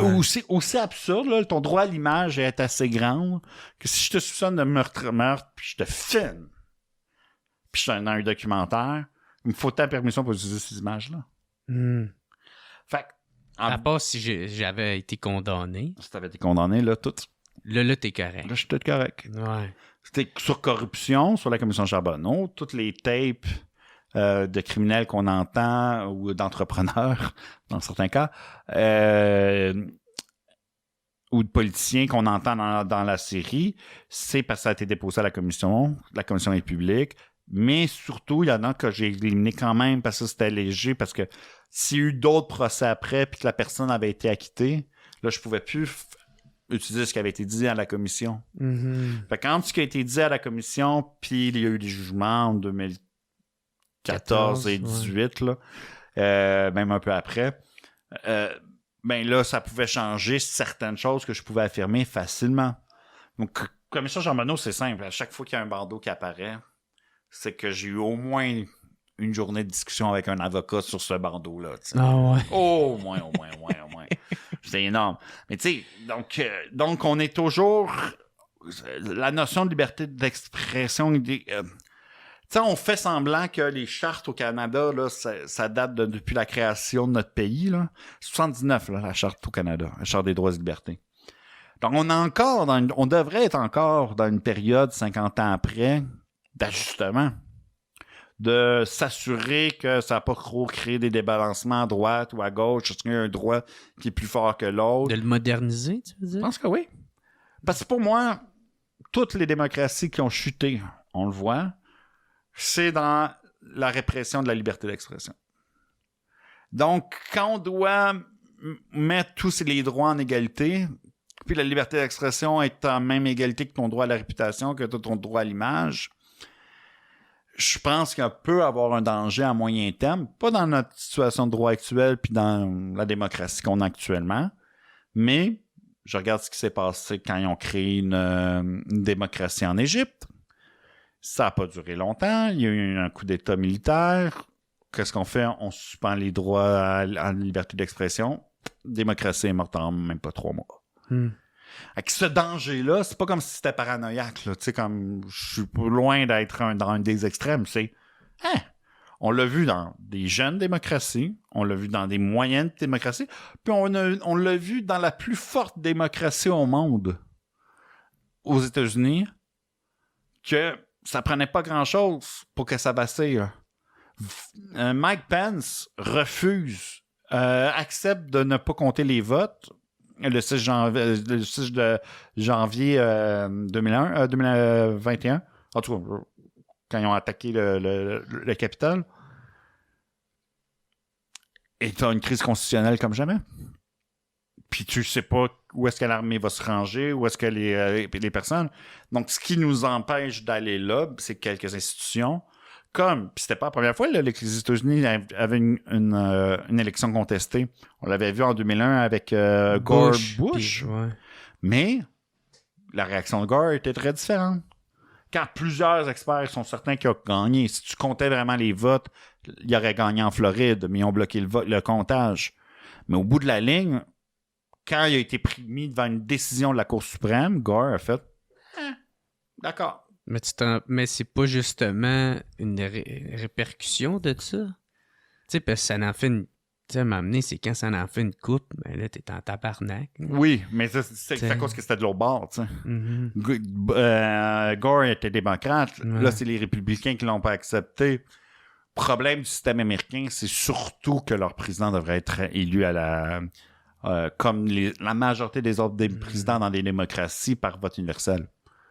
Parce que les grands électeurs, pour faire une histoire courte, chaque État a un nombre de grands électeurs.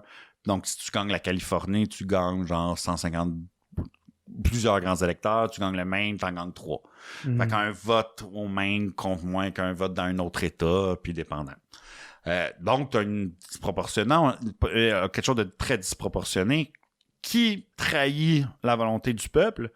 Le meilleur exemple, c'est le droit à l'avortement aux États-Unis. Droit à l'avortement, 70-75% des personnes aux États-Unis sont pour. C'est comme pas, ça fait, dans la société en général, ça fait plus débat. Mais chez les décideurs, oui. Chez les politiciens, oui. Mais. Ceux qui ont le pouvoir, genre. Qui ont le pouvoir. Puis tu regardes aux États-Unis, ben, les démocrates, théoriquement, auraient gagné à la présidence au vote universel depuis Bush. Tu sais, comme non-stop, ils ont tous gagné. Trump avait pas plus de votes quand il a gagné, il y avait plus de grands électeurs. Donc, moi, ma prétention, c'est que quand tu as quelque chose qui est distorsionné comme ça, ben ça fait que le peuple se reconnaît moins et là, tu as ça n'a pas forcé les républicains à se réinventer. C'était quoi? Okay, si 70% sont prêts à avoir le droit à l'avortement, comment, comme républicain qui a des valeurs pro-famille, qui a des valeurs... j'allais dire communauté, mais c'est plus le compte, mais tu sais, comme de liberté individuelle, je peux ajuster mon discours puis ma proposition politique pour prendre en compte que la majorité de notre population est pour ce droit-là. Puis il y aurait eu des moyens, tu sais, d'offrir offrir des programmes pour pas qu'elle devienne enseigne en premier lieu. Tu sais, donc, il y a des moyens pour une logique républicaine, je crois. Puis il y en avait, là, des républicains pro-avortement avant Trump. Là. Donc, il y avait moyen d'ajuster ce discours-là, mais il n'y allait pas au niveau national, parce qu'au niveau national, ça restait payant, parce que tu préférais t'assurer de gagner certains États. Puis on n'a pas besoin de gagner chez tout le monde, parce que ce système-là ne représente pas la volonté de tout le monde. Donc, c'est là que tu crées comme des dystomies, tu sais, comme quelque chose qui ne fit pas complètement entre la volonté des gens puis la solution politique. Puis, ben, tu vois des gens qui votent de moins en moins, du monde qui croit plus au gouvernement. C'est ça, qui croit moins dans le système, là, aussi. C'est que tout le monde est des crosseurs, que tout le monde est là pour en profiter. Puis quand moi, j'ai beaucoup analysé le système judiciaire, politique, que c'est beaucoup d'hommes de bonne volonté, là. Mais dans un système un peu comme... C'est plein de dudes comme nous autres qui essaient de faire rouler un système. Tu sais, comme, il y a pas le grand-père, il y a pas quelqu'un qui contrôle le système judiciaire puis fait, hey, c'est l'agrégation de milliers de personnes. Comme le système de la DPJ ou de la santé. La DPJ, là, qu'on en parle beaucoup en ce moment. Il n'y a pas une personne qui contrôle la DPJ. C'est plein de monde qui essaye de leur mieux avec pas assez d'argent, pas assez de temps, puis il y a trop de misère humaine, pas assez de ressources, puis il y a trop de misère humaine. Fait que, mais, personne qui dit que le système de la DPJ, c'est incomparable entre le système du bien-être, la cour du bien-être qui existait dans les années 50 puis 60, qui était l'ancienne manière de traiter les jeunes contrevenants, qui étaient traités comme des adultes. Puis ils allaient en prison, puis c'était l'université du crime. La DPJ n'est pas parfaite, mais le système avant était pire. Donc, c'est quoi la solution? Jeter la DPJ pour revenir au système d'avant ou continuer à améliorer la DPJ? Le moderniser. Fait que pour moi, c'est une posture souvent que j'entends, que je fais comme « Hey gang, c'est facile là, de dire que tout le monde est incompétent. C'est vraiment tough faire marcher un système. » Fait que rendu là, puis il n'y a personne, là, il y a pas de... Mais on peut critiquer, par exemple, des actions. Ben, c'est ce que je fais tout le temps. C'est ça. C'est absolument nécessaire de critiquer fortement. De là, ma sortie sur la liberté d'expression. Ouais. Mais de penser d'une manière comme un ado de 14 ans, genre société fuck you, puis Tout est de la merde. Tout est de la merde. Mais en même temps, je comprends tellement le monde. Je comprends la volonté. Parce que c'est ça qui est ben, pas qui est facile à faire, mais qui est le plus simple, là, parce que t'es à la base. T'es en tabarnak, esti. Mais là, qu'est-ce qu'on fait? Bon, ben, je vais essayer de clarifier ma pensée puis critiquer qu'est-ce que j'ai pas aimé de ça. Fait que là, t'évolues. Tu sais, pour closer peut-être le présumé innocent, j'imagine que ça doit être quand même difficile de jouer, tu sais, avec le manque de preuves. Puis, tu sais, vu que ça s'est passé là longtemps, puis aussi dans le respect, parce qu'il y a une réelle victime là-dedans. Là, l'avantage, puis ça, là, il y avait une vraie victime, j'arrêtais pas de le répéter à tous les journées de tournage. Mais le gros avantage aussi sur ce projet-là, comparé à d'autres, où est-ce que, comme tu sais, moi je fais deux sortes de documentaires, soit les documentaires Netflix, ça, quelqu'un parlait à la caméra avec les archives, puis confidences, ou ceux un peu comme Présumé innocent ou l'affaire du pont, où est-ce que c'est des gens qui mènent une quête que tu mélanges avec le mode Netflix. Mm-hmm. Puis quand t'as... Et donc, sur Présumé innocent, tu sais, l'importance de Marc-Claude Savard puis Sébastien Trudel n'est pas à négliger, tu sais, vu qu'ils sont là à tous les journées sur le tournage. Puis, tu sais, Marc-Claude, une personne, tout le monde ne le savait pas avant le documentaire, mais qui a été recherchiste pour André Arthur longtemps, donc une extraordinaire recherchiste, là, même si maintenant c'est une grande animatrice, là, mais... Elle est très impliquée. Puis l'éthique de travail, c'est pas n'importe qui peut être recherchiste, mais tu sais, comme Marc-Claude qui décide de te parler, qui t'appelle, est convaincante, est bonne pour sortir les documents. Elle l'a appris avec... Elle a dû avec Arthur, qu'il fallait qu'elle soit prête. Puis elle a une capacité de vulgarisation extraordinaire. Donc, tu sais, moi, comme tu vois, je peux parler, je suis parti dans toutes les directions. Disons, je parlais pendant 5-10 minutes avant une journée de tournage. Puis elle avait fait son idée aussi en lisant les documents. Puis là, tu sais, elle m'a regardé, OK, mais ce que tu veux dire, c'est ça. Tu sors les 3 lignes, super bien vulgarisées. Tu fais comme, ouais, c'était ça. Puis Trudel, vu qu'il avait fait beaucoup de justiciers masqués, donc des coups de téléphone à l'époque, mais il y a quelque chose de game que juste Trudel peut avoir. Là, Du cran, genre. Mais, tu sais, comme dans la saison 1, Présumé innocent, on va voir un gars du crime organisé qui aurait eu un appel d'un des gars. Tu sais, comme. Puis ça, on avait entendu, par un des amis de Raymond Boulanger, on avait entendu dire qu'il y avait un gars de la Gamique qui connaissait qui aurait été prêteur sur gage de Perron, donc il aurait ci, ça. Donc, tout un cas. Mais Trudel, il est allé direct dans le bar de Verdun, là, puis il a demandé à parler à ce dude-là. Puis, tu sais, il a passé 2 heures à le convaincre. Tu sais, un courage inconscient, là. Fait que, tu sais, il y a juste Seb qui avait ça. Tu sais, moi, quand je veux parler avec quelqu'un du crime organisé, ben, tu sais, je passe par des amis d'amis, puis comme, je suis sûr qu'on est correct, puis qu'on connaît mes... Tu sais, je débarque pas dans le bar, puis je fais « Hey, je voudrais parler à un tel! » Je fais comme « Man, fais attention, là, tu sais. » Il y avait un peu d'insouciance, mais qui nous a beaucoup, beaucoup servi. Puis sur Présumé... Donc, c'est... Marc-Claude et Sébastien, je pense, sont essentiels pour comprendre la dynamique de Présumé innocent. Mais le fait que c'est des gens qui ont souvent pas été condamnés, on est tenu à être factuellement, parce que je dis tout le temps, c'est un documentaire, c'est le point de vue. Mais il faut faire attention quand tu parles aux gens, puis dans les commentaires que tu gardes des gens que tu interviews, que tu restes... Parce que quand tu connais une situation, tu vas avoir une opinion. Fait que c'est quoi, entre ton témoignage, ce que tu as vécu, ce que tu as ressenti à l'époque, puis c'est quoi ton opinion du gars? Moi, ce qui m'intéresse, c'est ce que tu as ressenti pour vrai, comment tu l'as vécu, comment tu te sentais quand tu étais l'avocate de Perron, puis tu entendais André Arthur parler sur les ondes dans la longueur de journée. Qu'est-ce que tu as ressenti, comment tu te sentais, Mais ton opinion sur le cas, je m'en fous. T'as je peux pas en parler. T'as dit après, puis je vais couper. Il y a plein de monde qui m'ont dit si lui qui est coupable ou un autre qui est coupable, j'en suis certain, blablabla. Mais pour moi, ça sert pas tant à l'histoire. Parce que la vraie histoire documentaire, la vérité documentaire. Moi, le terme que j'utilise souvent avec mes équipes, c'est la vérité documentaire. Donc, c'est pas une vérité comme qu'on pourrait l'entendre, mais c'est la vérité de comment que tous les gens l'ont vécu, puis comme tout le monde est d'accord. T'sais. C'est quoi notre vérité dans notre documentaire? Puis, pour moi, cette vérité-là, c'est cool, mais si ça doit être la base de ce qu'on dit, mais elle doit être appuyée par tous les faits que je connais. C'est ça qui va le devenir. Donc, si dans le jugement, on dit l'inverse, ben, on n'ira pas... Je pourrais pas te laisser dire n'importe quelle fausse accusation. Puis, il y a une raison, puis cette raison-là est importante. Le droit à la réfutation est quand même important. On peut démolir quelqu'un par de fausses allégations. Fait que c'est quand même important.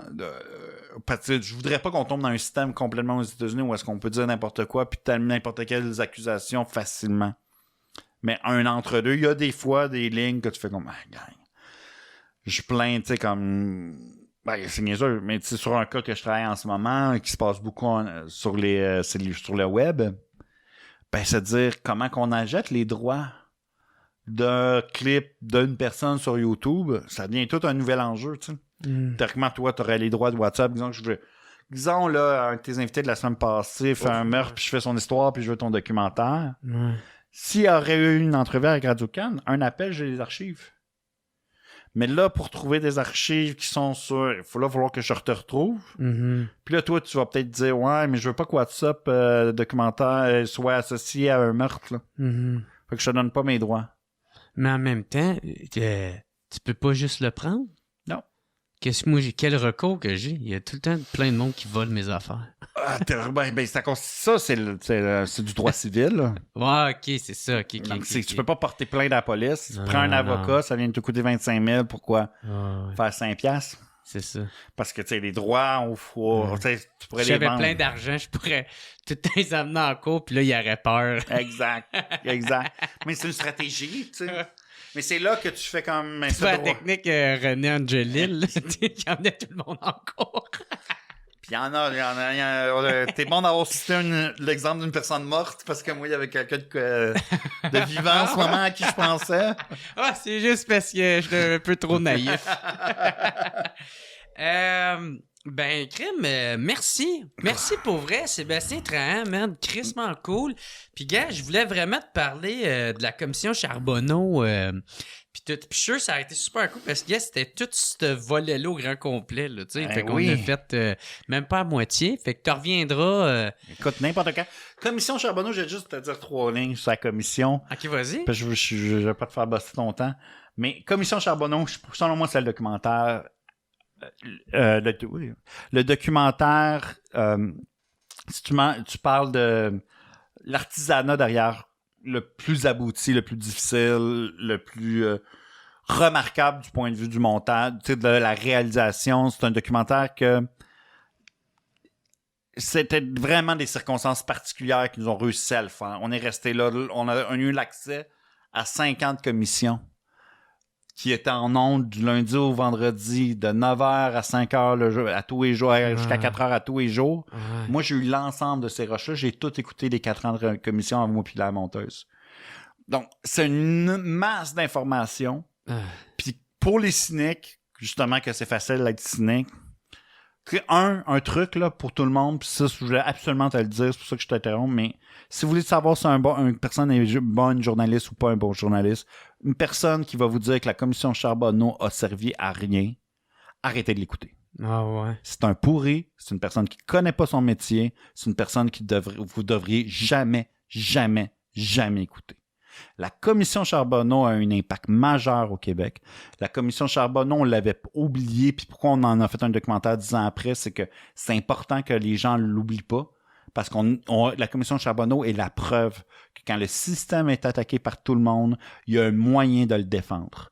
Il y a eu une mobilisation des forces civiles, le barreau, de partout, des partis de politique d'opposition, et ensemble, on a pu attaquer un des plus grands systèmes de corruption qui nuisait à l'ensemble.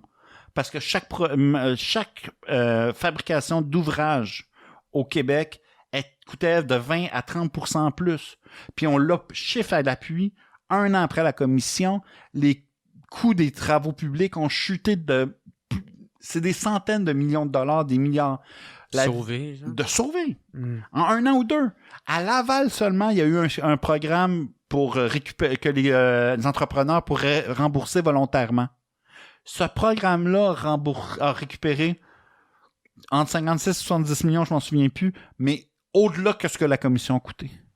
La commission a été ultra utile, puis évidemment, voilà que les 10 ans, puis j'ai travaillé là-dessus depuis 1 an ou 2, des fois j'entends, là, tous les gens qui attaquent la commission Charbonneau, c'est soit des commentateurs pro-libérales qui veulent faire comme oubliez là que les libéraux ont été salis par la commission Charbonneau. Ça n'a rien donné la commission Charbonneau.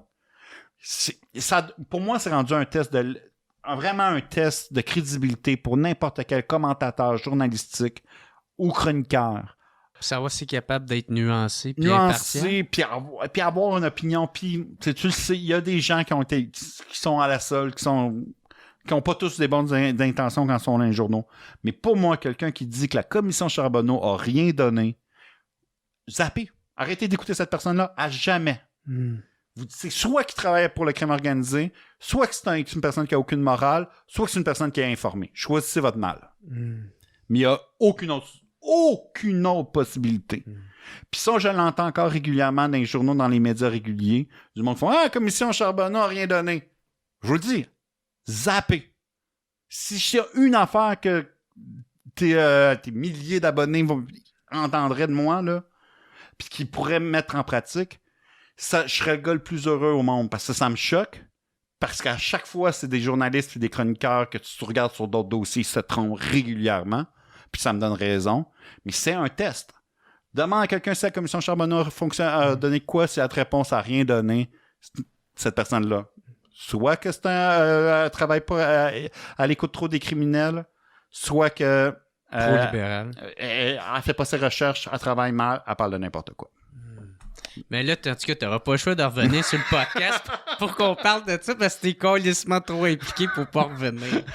Mais merci beaucoup, Sébastien Trahan, c'est crissement apprécié. Y a-tu de quoi que t'aimerais plugger avant de partir? Non, mais merci de m'avoir invité, honnêtement, parce que, tu sais, on entend beaucoup parler des réalisateurs documentaires en cinéma, des auteurs en télé. Réalisateurs documentaires, on essaie de dire de quoi, on a un point de vue, on s'implique beaucoup dans nos projets. Puis souvent, ben, on n'est pas invité à parler de nos projets. Puis je trouvais ça super intéressant que tu m'invites. Puis je me suis senti très privilégié. Ah, ben c'est cool. Si, ben, gars, en même temps, je vais en profiter pour te donner ton cadeau qui vient de Bellucci. Fait que tu peux checker qu'est-ce qu'il y a dedans. Oh mon Dieu, m'en manquerai pas, hein? Ben ouais, c'est un sac de café. J'aime spécial. le café, en plus. What's up, man? Tu vois, ça a l'air qu'il est crissement bon. Puis, ben, c'est ça, le monde, s'ils veulent, peuvent aller le chercher au profcafetière.ca. Puis, t'as ta tasse aussi qui vient de là. Fait là, il faut que je boive maintenant comme à l'automne mon visage comme un Big Mac. Toujours. Merci. Merci beaucoup. Hey, gros, merci encore une fois. Puis, merci tout le monde d'avoir écouté. On se revoit la semaine prochaine. Bye tout le monde. It's the What's Up Podcast. What's Up Podcast. What's Up Podcast. Avec Jeremy Alain. Yeah. Pom, pom, pom, pom.